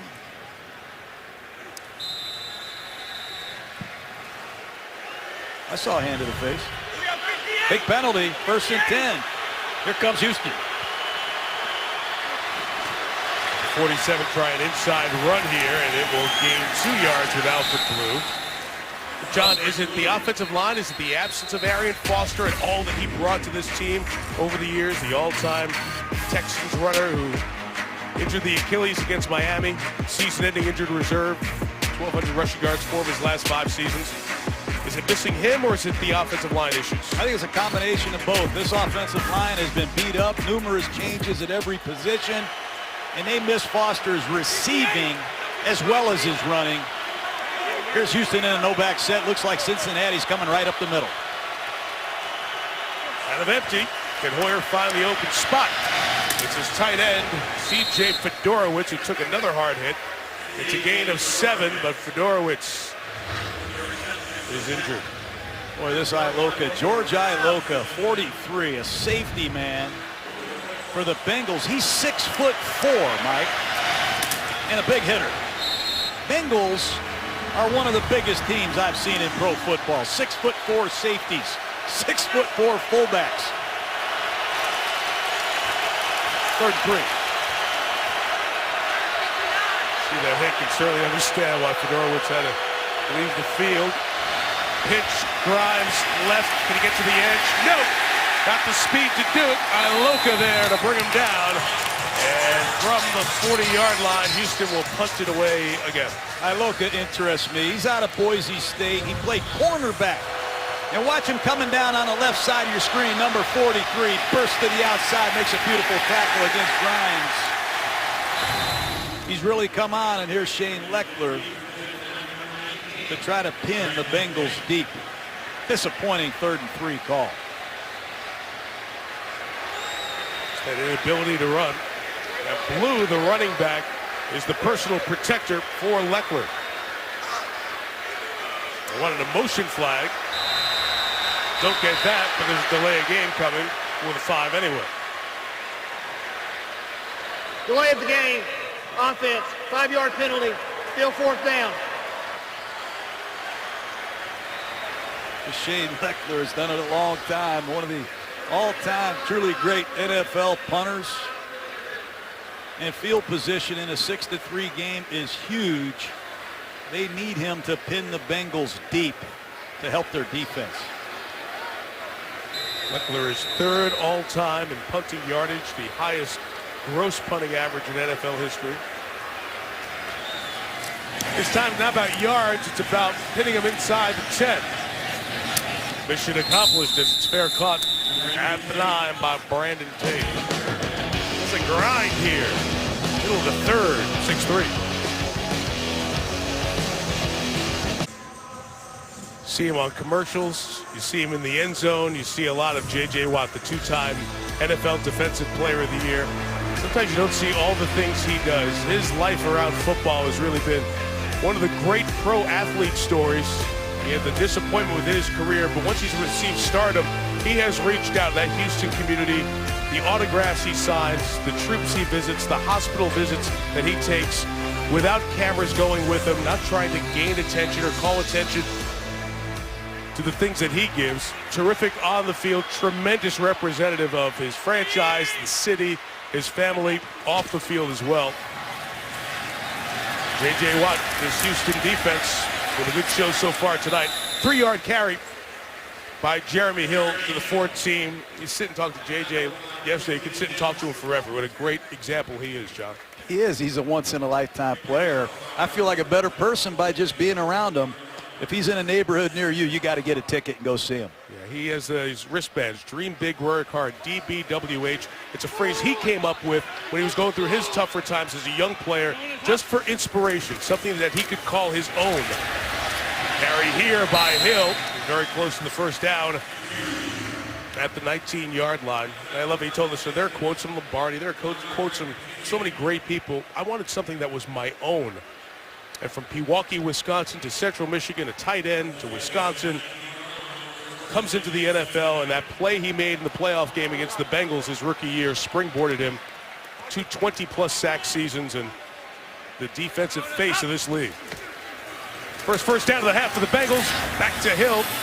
He's only going to gain about a yard. Watt right there to help make the stop. They try to run right at J.J. Watt. And Tyler Eifert, no match.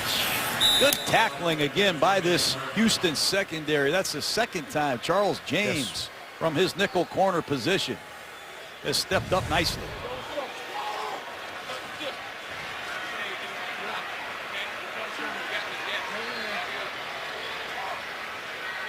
Second and 9. For the Bengals from the 21, and Dalton throws complete. It's the running back Hill to the 26-yard line. Meantime, John, I'm watching Brian Hoyer walk back towards the locker room here, and doesn't have his helmet, talking to the athletic training staff. So Hoyer is going for some medical attention. T.J. Yates is the backup for Houston. We'll have to go back and check where Hoyer may have been injured. He's got that hand tucked away as he walks off. That right hand, it's the left hand, that's the right hand. So we'll work on that. In the interim, here is 3rd and 4 for Dalton. Pressure coming up the middle at Dalton, and he will go down. The beneficiary of the good pass rush is Christian Covington. Up the middle, the rookie from Rice gets his first NFL sack. These Houston Texans have done a great job mixing it up. Watch Covington on the left side of your screen working against Bowling on a stunt to the inside. Coverage is held up down the field, and the Texans are off the field again. Kevin Huber to kick it for Cincinnati. On this 4th down, not his best kick. Humphrey lets it go. It's going to cost him about 10 yards. It'll be a 59-yard kick down to the 21-yard line. He rejoined the team October 28th, about 3 weeks ago, after Ryan Mallett was cut. T.J. Yates is now in at quarterback for the Texans. A second ago, Walt Coleman, the referee, standing next to the quarterback. He said, "Whoa, you're not Brian Hoyer." Yeah, Hoyer went out of the game. He's being evaluated for a concussion, we hear. So here is T.J. Yates, his second stint with the team. Go back to 2011, where he has stepped in for Matt Schaub and start 5 games. He was traded to Atlanta and one appearance in 2014 for the Falcons. Signed by the Texans just a few weeks ago. That pass is incomplete. Not even close to Ryan Griffin. So we have looked at several plays here with Hoyer. This was Hoyer when he came over to the bench after this last drive a moment ago. He put his helmet there, seemed to look fine, didn't have people from the athletic training staff looking at him, and was in conversation with Jonathan Grimes there. So there was no sign, and we've looked back at most of the plays in that last drive and didn't see anything that looked like a hit to the head with Hoyer. Obviously somewhere it came up, so he's being evaluated. Yates is the quarterback, and Chris Polk carries for a couple of yards, the 23-yard line. You know, T.J. Yates, when he was with the Texans, he had some of his greatest moments. He beat the Bengals in Cincinnati to put the Texans in the playoffs for their first time ever. And he beat Andy Dalton as a rookie in the playoffs. He's had some success, but he really struggled throwing a football in Atlanta this preseason. That's why he was released. He's going to have to make some plays with his arm in a very difficult situation. This is 3rd down and 8 for the 5th-year man from North Carolina. In his second tour with the Texans. Yates gets hit as he throws, and it is caught for the first down by Griffin. There's a flag, too, back by the hit from Vincent Ray. It's a gain of 15. Personal foul, rubbing the passer, number 57, defense. The ball will be added to the end of the play. First down. And they'll add 15 on the flag against Ray. It's a great throw under fire by Yates. Back on 15 yards, and Houston has got to capitalize. They have moved the ball between the 40s. They've been down here a couple times. They have got to find a way to at least tie this football game. You'll see blitz pressure when you get a quarterback come in who's the backup. Again, obviously no third quarterback. I believe Shane Leckler might be the emergency quarterback in these situations for Houston.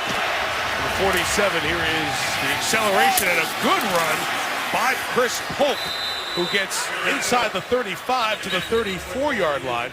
So Polk, the 4th-year back out of Washington, who spent his first 3 years with the Eagles. Listen to this. Chris Polk, punishing run.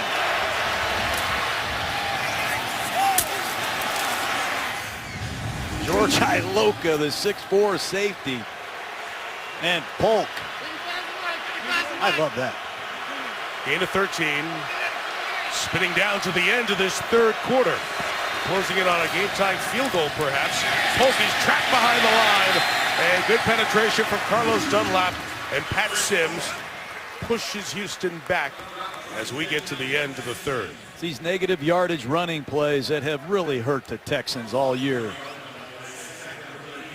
3 quarters, 3 field goals. 2 by Cincinnati, 1 by Houston on the game's 3rd quarterback, trying to tie the game in Cincy. ESPN, celebrating the legacy of Monday Night Football. Houston had 8 of the 9 first downs in that 3rd quarter. There were no points. It's the 2nd game this season with no touchdowns through 3 quarters. The first one was yesterday, Tampa's win over Dallas. Cincinnati's sitting on 8-0, trying to get to 9-0, but in a fight with the Texans as the 4th quarter begins. Backup T.J. Yates is in and firing down the seam for Nate Washington. That pass incomplete. They fake a quick screen. Did not fool the Bengals. They're lucky that ball was not intercepted.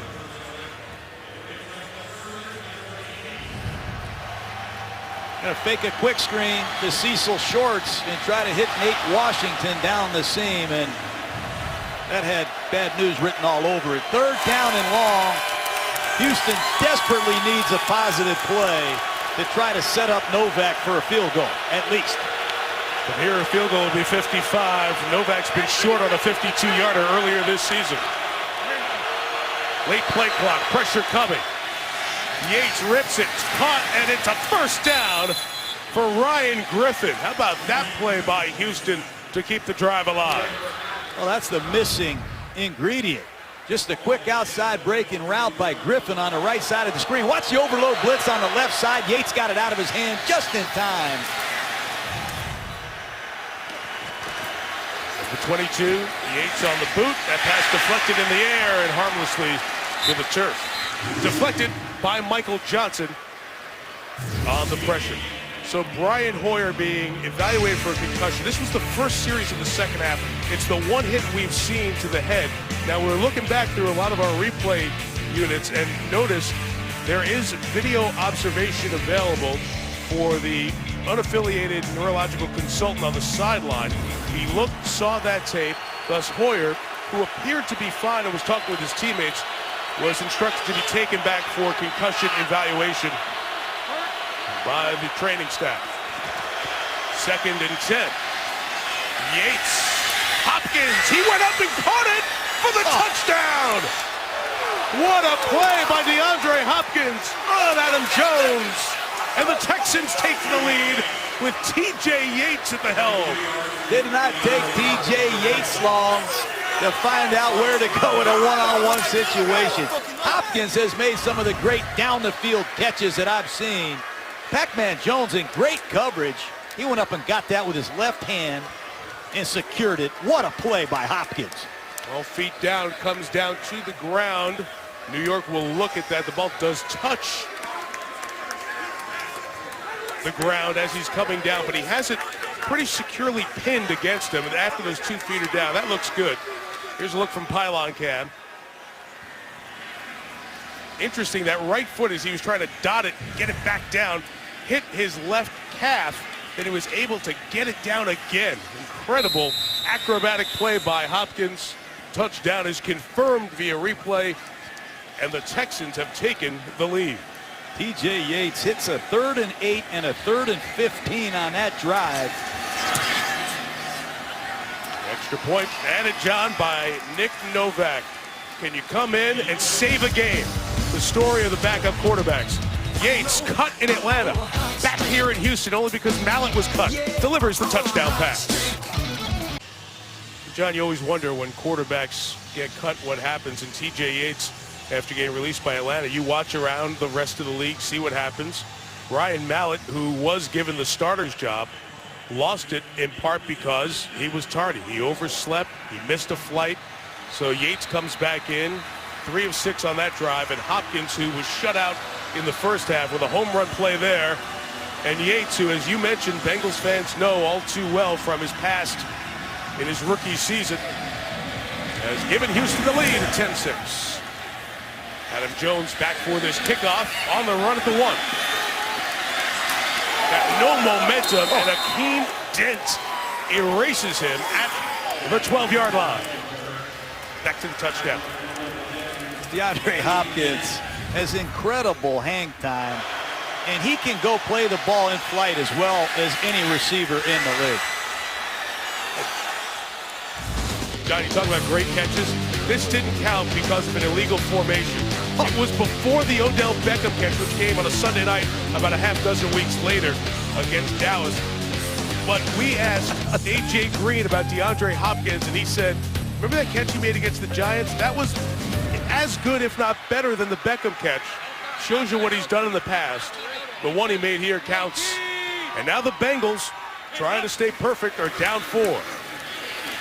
Dalton, complete. Mohamed Sanu has been quiet, gets to the 17-yard line. One more thing on Hopkins. He's in his 3rd year, Mike. I think that's the 7th quarterback that he's caught a pass from in Houston. Every week they seem to change quarterbacks. What an accomplishment by DeAndre Hopkins. Let's see if Andy Dalton and the 8-0 Bengals can respond. The grab by Sanu was his first of the night. Giovanni Bernard pulled back forcibly by Brian Cushing. We'll get 3rd down. Come on. Houston Texans have denied the inside run of the Bengals all night. McKinney, number 55, a rookie, 6'4", 250-pound linebacker who's missed the last couple games with a concussion, has been a physical presence.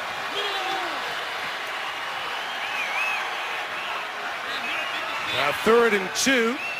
Bengals just 3 of 9 in this situation tonight, these 3rd downs. Hey, give me stop, AJ, stop, grenade! Hands up! Direct instructions to A.J. Green in the slot.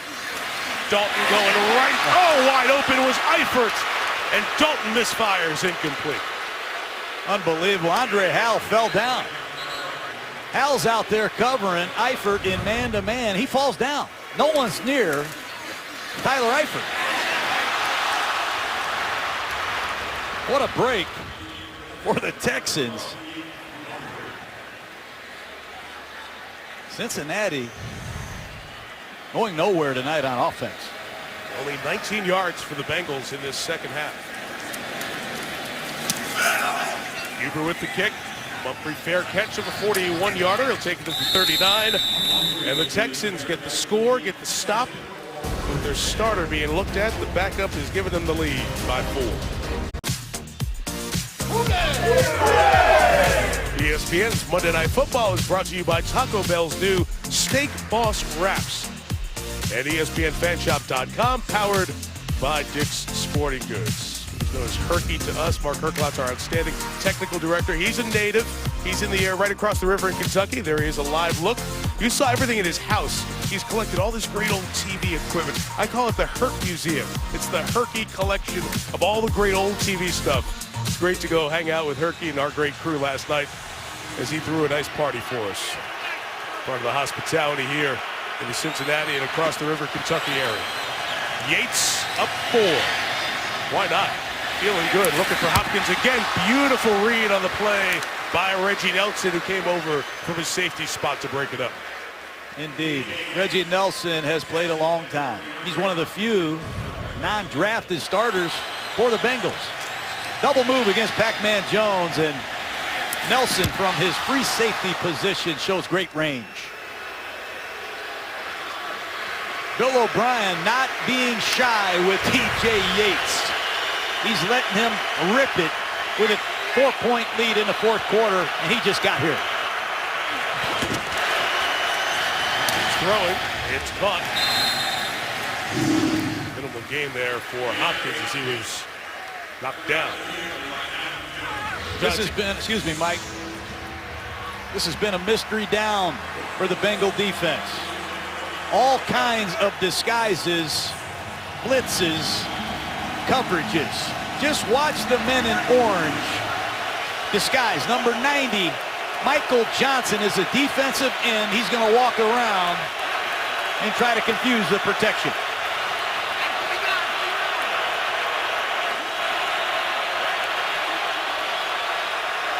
Third and 6. We'll pick him up. Yates throws for Hopkins, incomplete. Lots of bodies around number 10. Emmanuel Lemure is the one who got a hand on it to force a 3 and out for the Texans. Well, they bring Johnson up the middle, number 90, but it's Lemure who drops underneath this inside breaking route. He's reading the quarterback very well. He gets a left hand in on that ball. Great job. So Leckler to kick one more time.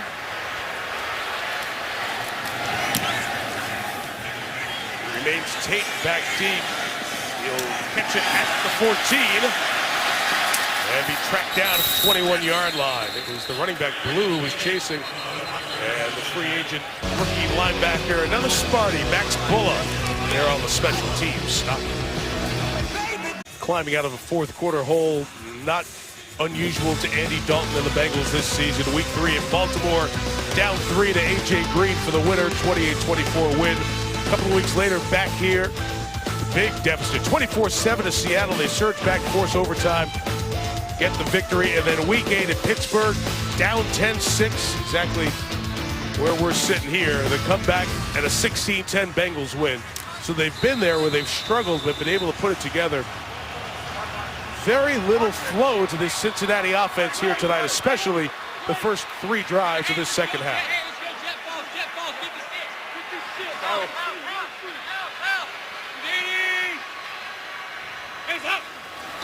Number 22, they get a flinch. Yep, it'll cost them 5. Marvin Jones.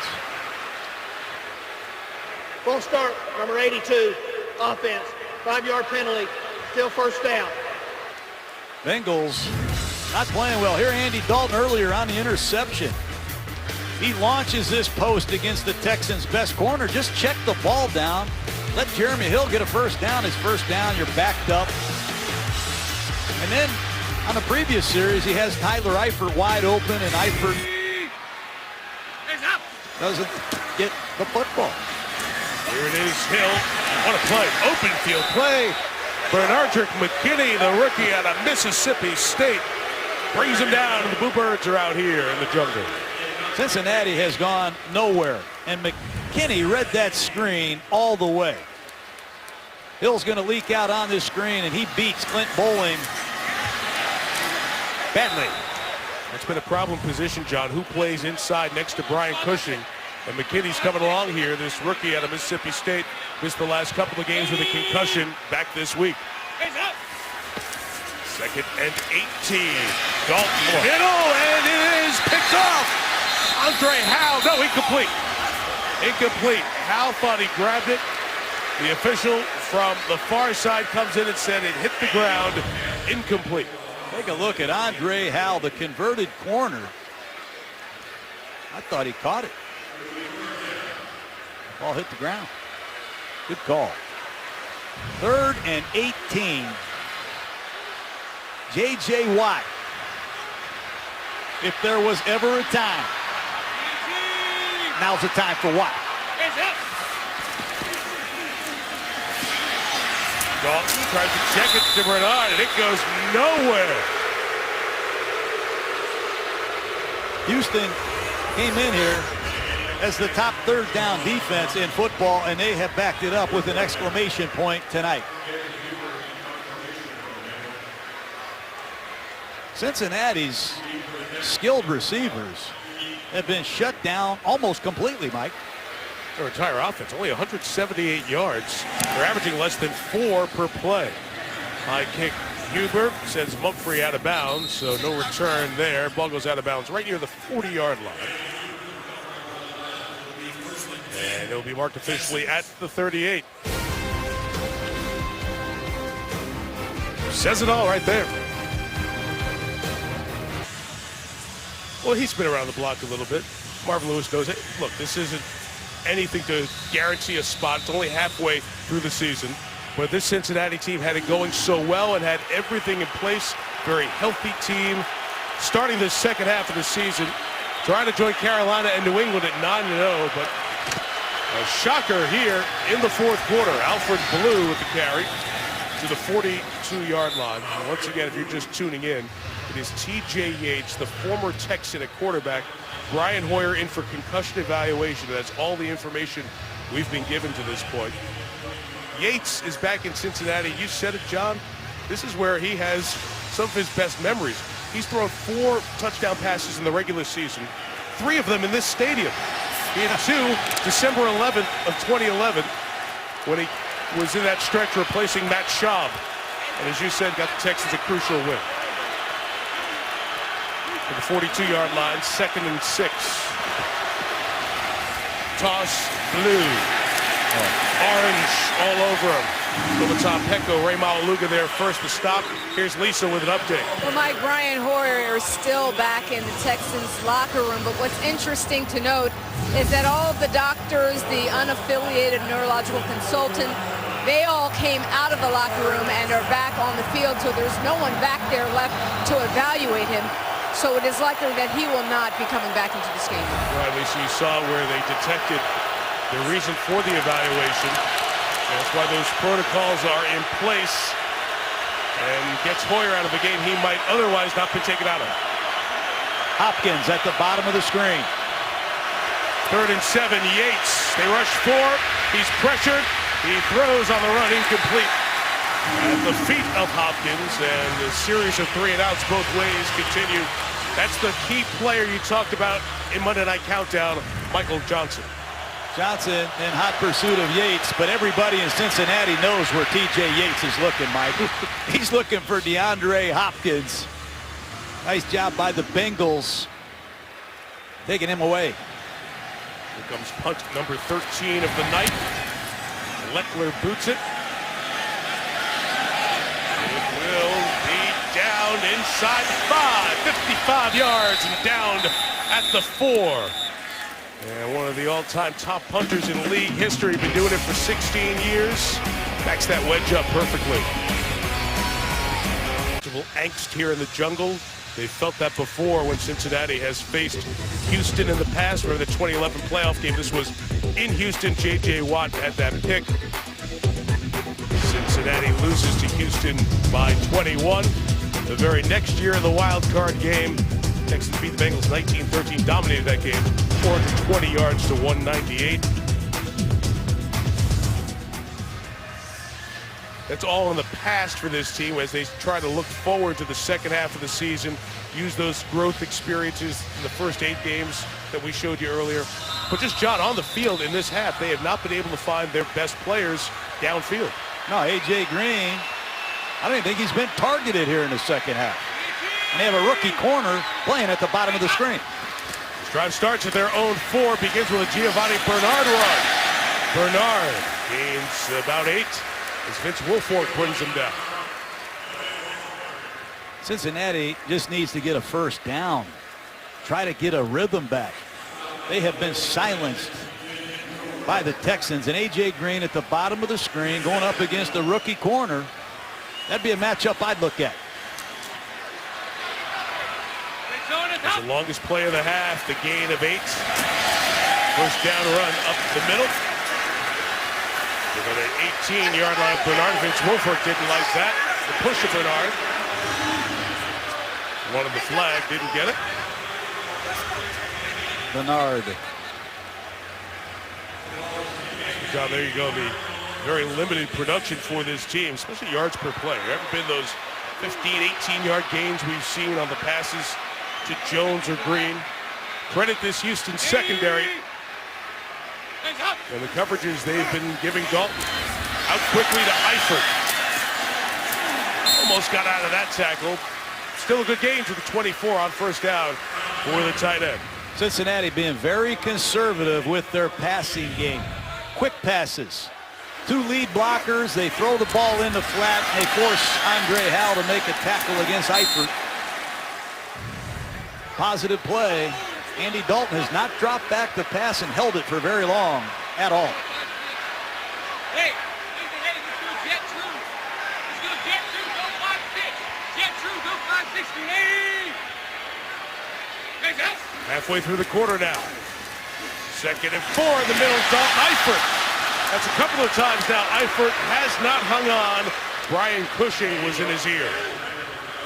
Unbelievable. Eifert, who dropped the critical play on 3rd down, should catch this ball in the middle of the field for a first down. Catch it. Clutch it. Secure the catch. Eifert trying to do too much.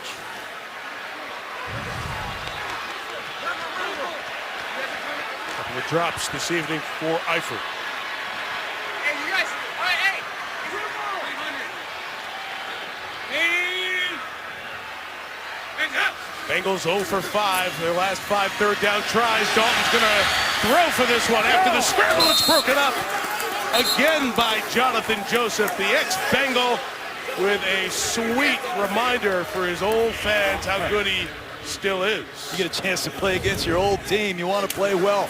Top of the screen. Working against A.J. Green. Beautiful thing by Jonathan Joseph. Should have picked it. The Knights' 14th punt, 7 each way.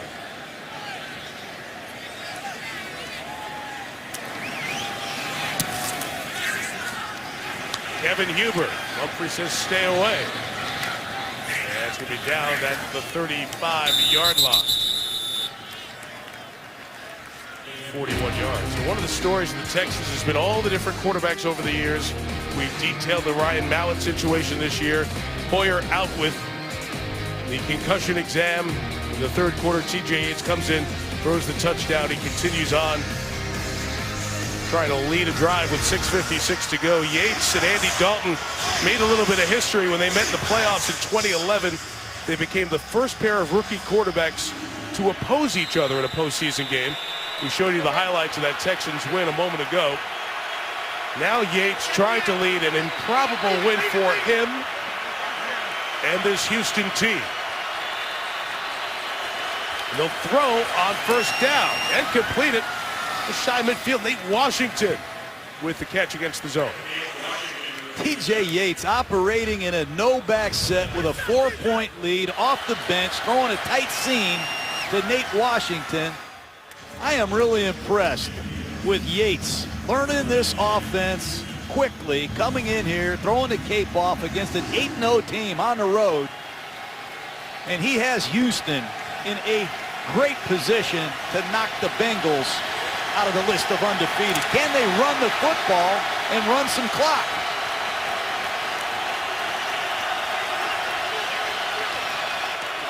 After the gain of 13, Alfred Blue left. Gain of a yard. It's Nelson coming up from the safety spot to make the tackle. We go back to T.J. Yates, go back through his career. Had a very productive career, North Carolina. You think back to his high school days, he was heavily recruited as a basketball player before he finally decided to play football in Chapel Hill. He threw for almost 10,000 yards and 58 touchdowns. And then came in as a rookie and had that success, but didn't start another game after that rookie season when he filled in for Shaw. And Ion Hopkins at the top of the screen. That's all he's looked for tonight. 2nd and 9. Blitz coming. Look out. A.J. Hawk. Welcome back to Ohio. One of the great Green Bay Packers, one of their all-time leading tacklers, signs with Cincinnati. And he comes off the edge on a blitz and makes his biggest contribution to this Bengal defense. Mentioned Mike Nugent earlier, A.J. Hawk as well, 50 miles north of here, Centerville, Ohio. And he's forced 3rd and long.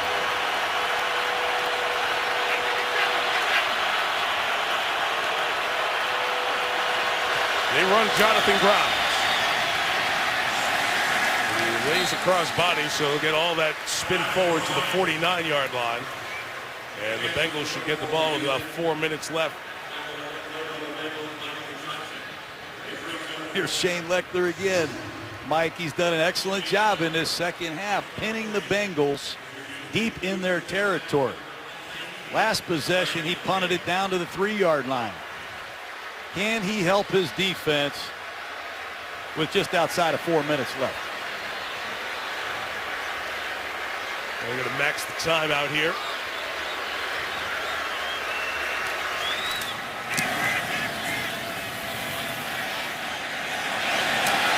Tate will grab it, try to return it.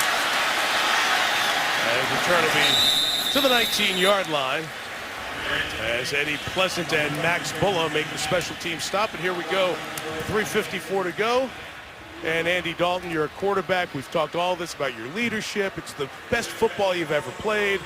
Now you got to save the game to keep your team perfect.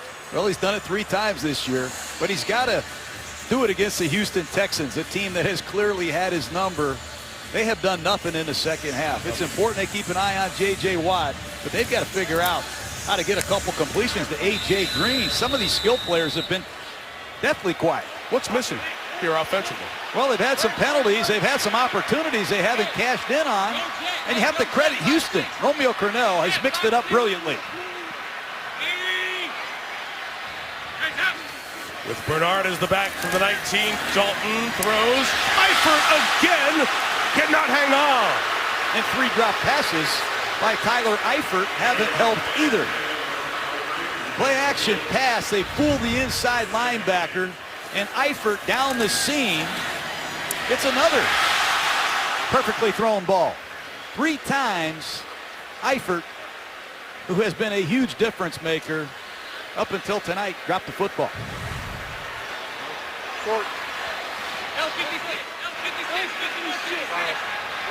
Bengals haven't even gotten to their own 30 against the Texans defense in this second half. Watt off the edge, got him! J.J. Watt, along with Whitney Merciless. Another big sack. Excuse me, Mike. He got off the ball and edged Winston in a hurry. We just said it. You have to give help to your backup right tackle against J.J. Watt in this situation. That's asking an awful lot of any tackle in this situation against J.J. Watt. He's had over 20 sacks twice already in his career. Should be a full individual sack, 9.5 for Watt. One off the league lead. More importantly, 3rd and 18. Watt in there again. Dalton steps up and throws complete for the first down to A.J. Green. At the big moment, they make the catch at the 37, and the Bengals want to jump the ball and keep going. What a great throw by Dalton. Watt's exhausted, and Cincinnati needs to take advantage of it.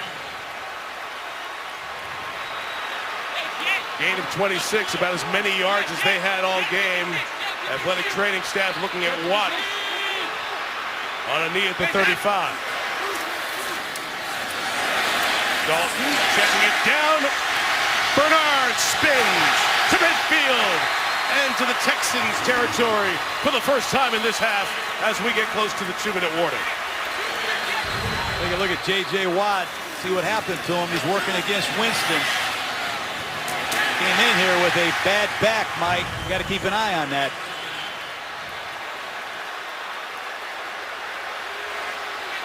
Try to beat the 2-minute warning. They do not. The snap will come on the other side of the 2. I think you see what Watt hurt. I think he's ready to get back in.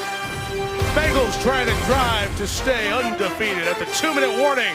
Another tight one on Monday Night Football. Bengals still have 2 minutes to make it a perfect Week 10 in the NFL for them. Hi, everybody. I'm Steve Levy. Coming up, GMC postgame report. I'll be joined by the fellas, Brent Dilfer, Ray Lewis, and Steve Young. Sports Center at night with Scott Van Pelt, Scotty with Bob Stoops, and his one big thing on just what exactly is a catch in the NFL. See you immediately following the game. Mike and John bring us home. All right, Leaves, thank you. J.J. Watt back in. Any replays initiated from upstairs in the replay booth. Full complement of Cincinnati timeouts.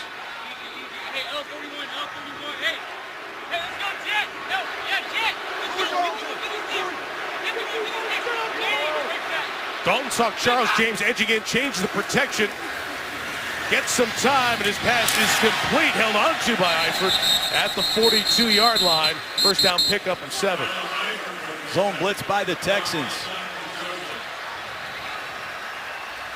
Unbeaten, untied team with 8 wins or more at Cincinnati now. Last one not to score TV. The Lions, that was their first year in Detroit after they were in Portsmouth, and they lost to the Packers 3-0. 1934. Dalton, crosser complete. Caught by Jones, first down Cincinnati. 1:26 to go, and the Bengals will stop it here with a timeout.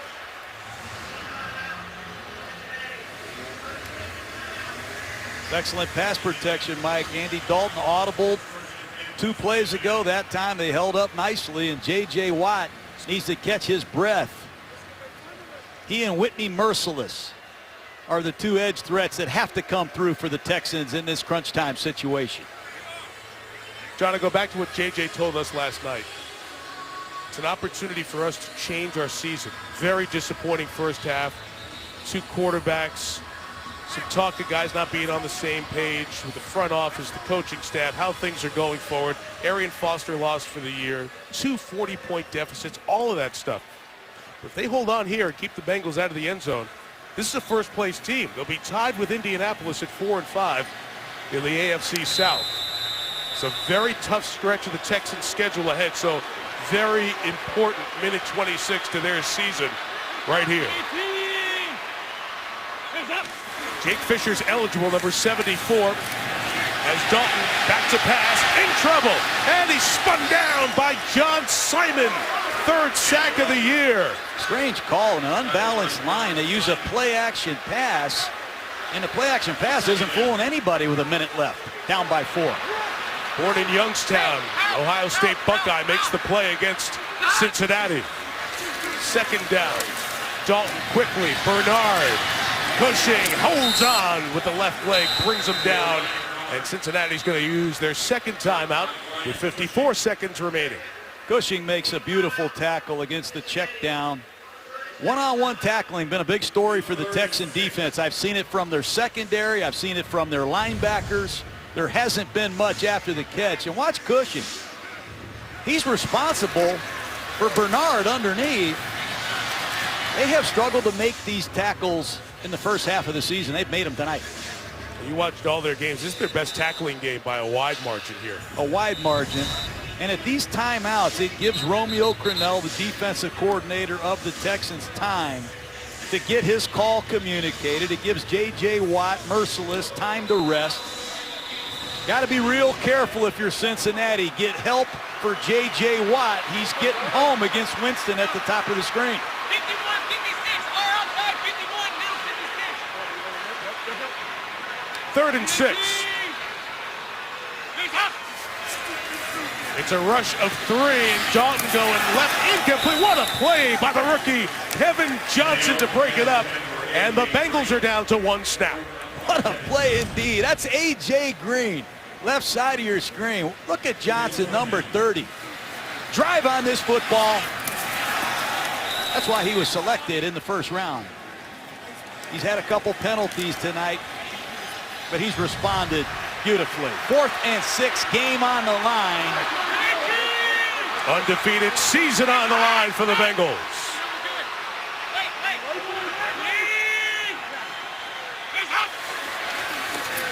Quick out, Dalton, caught, Green, then the ball comes out.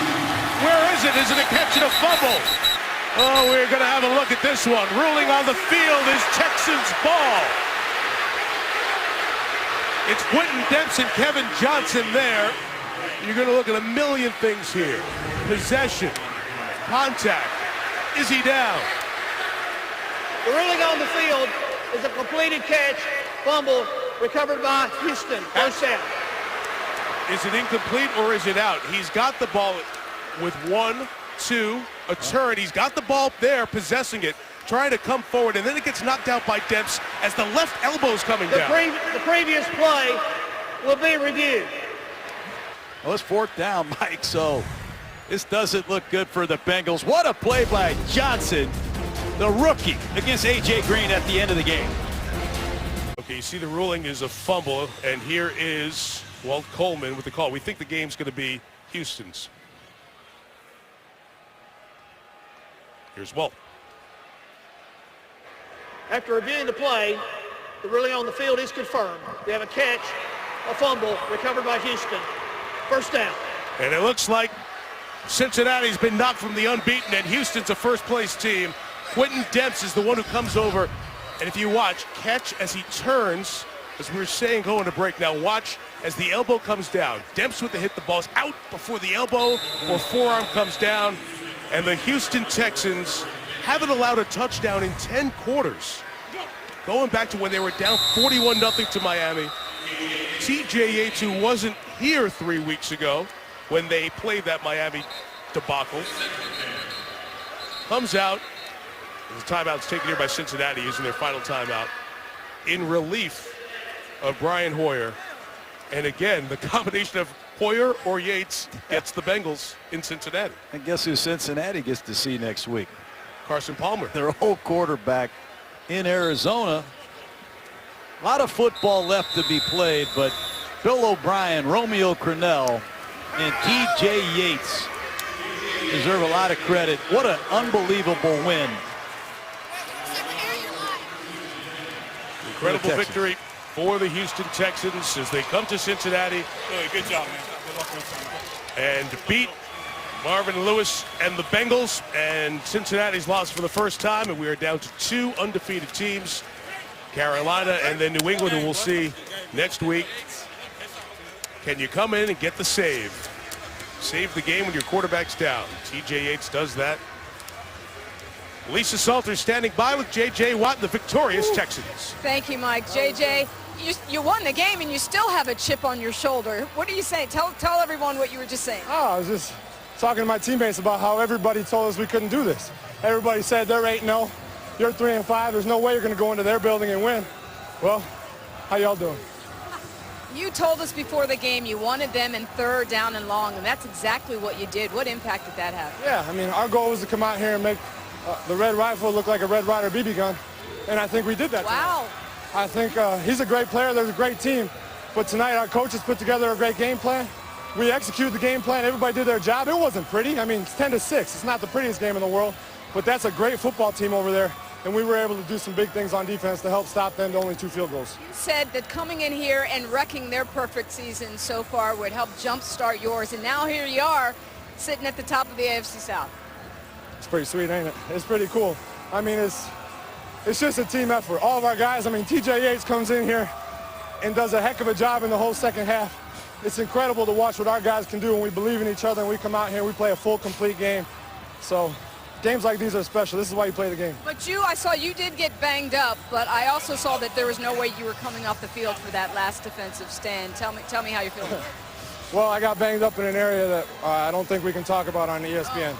But it took me out for 2 plays, and we came back out here and we won the game, so I'm fine. Let's just leave it at that. Congratulations. Thank you so much. Go Texans. Mike. All right, thank you very much, Lisa. J.J. Watt and the Texans come up with a massive win, a surprising win on a week when the road teams had it best. 11-3, the visitors on this week 10 of the NFL season. Houston 10, Cincinnati 6. We have the GMC postgame on SportsCenter with Scott Van Pelt coming up next. We'll be back in Cincinnati to reveal this week's Gruden Grinder. The first place Texans 10. The once defeated Bengals 6. Gruden Grinder, SportsCenter, coming up in a moment.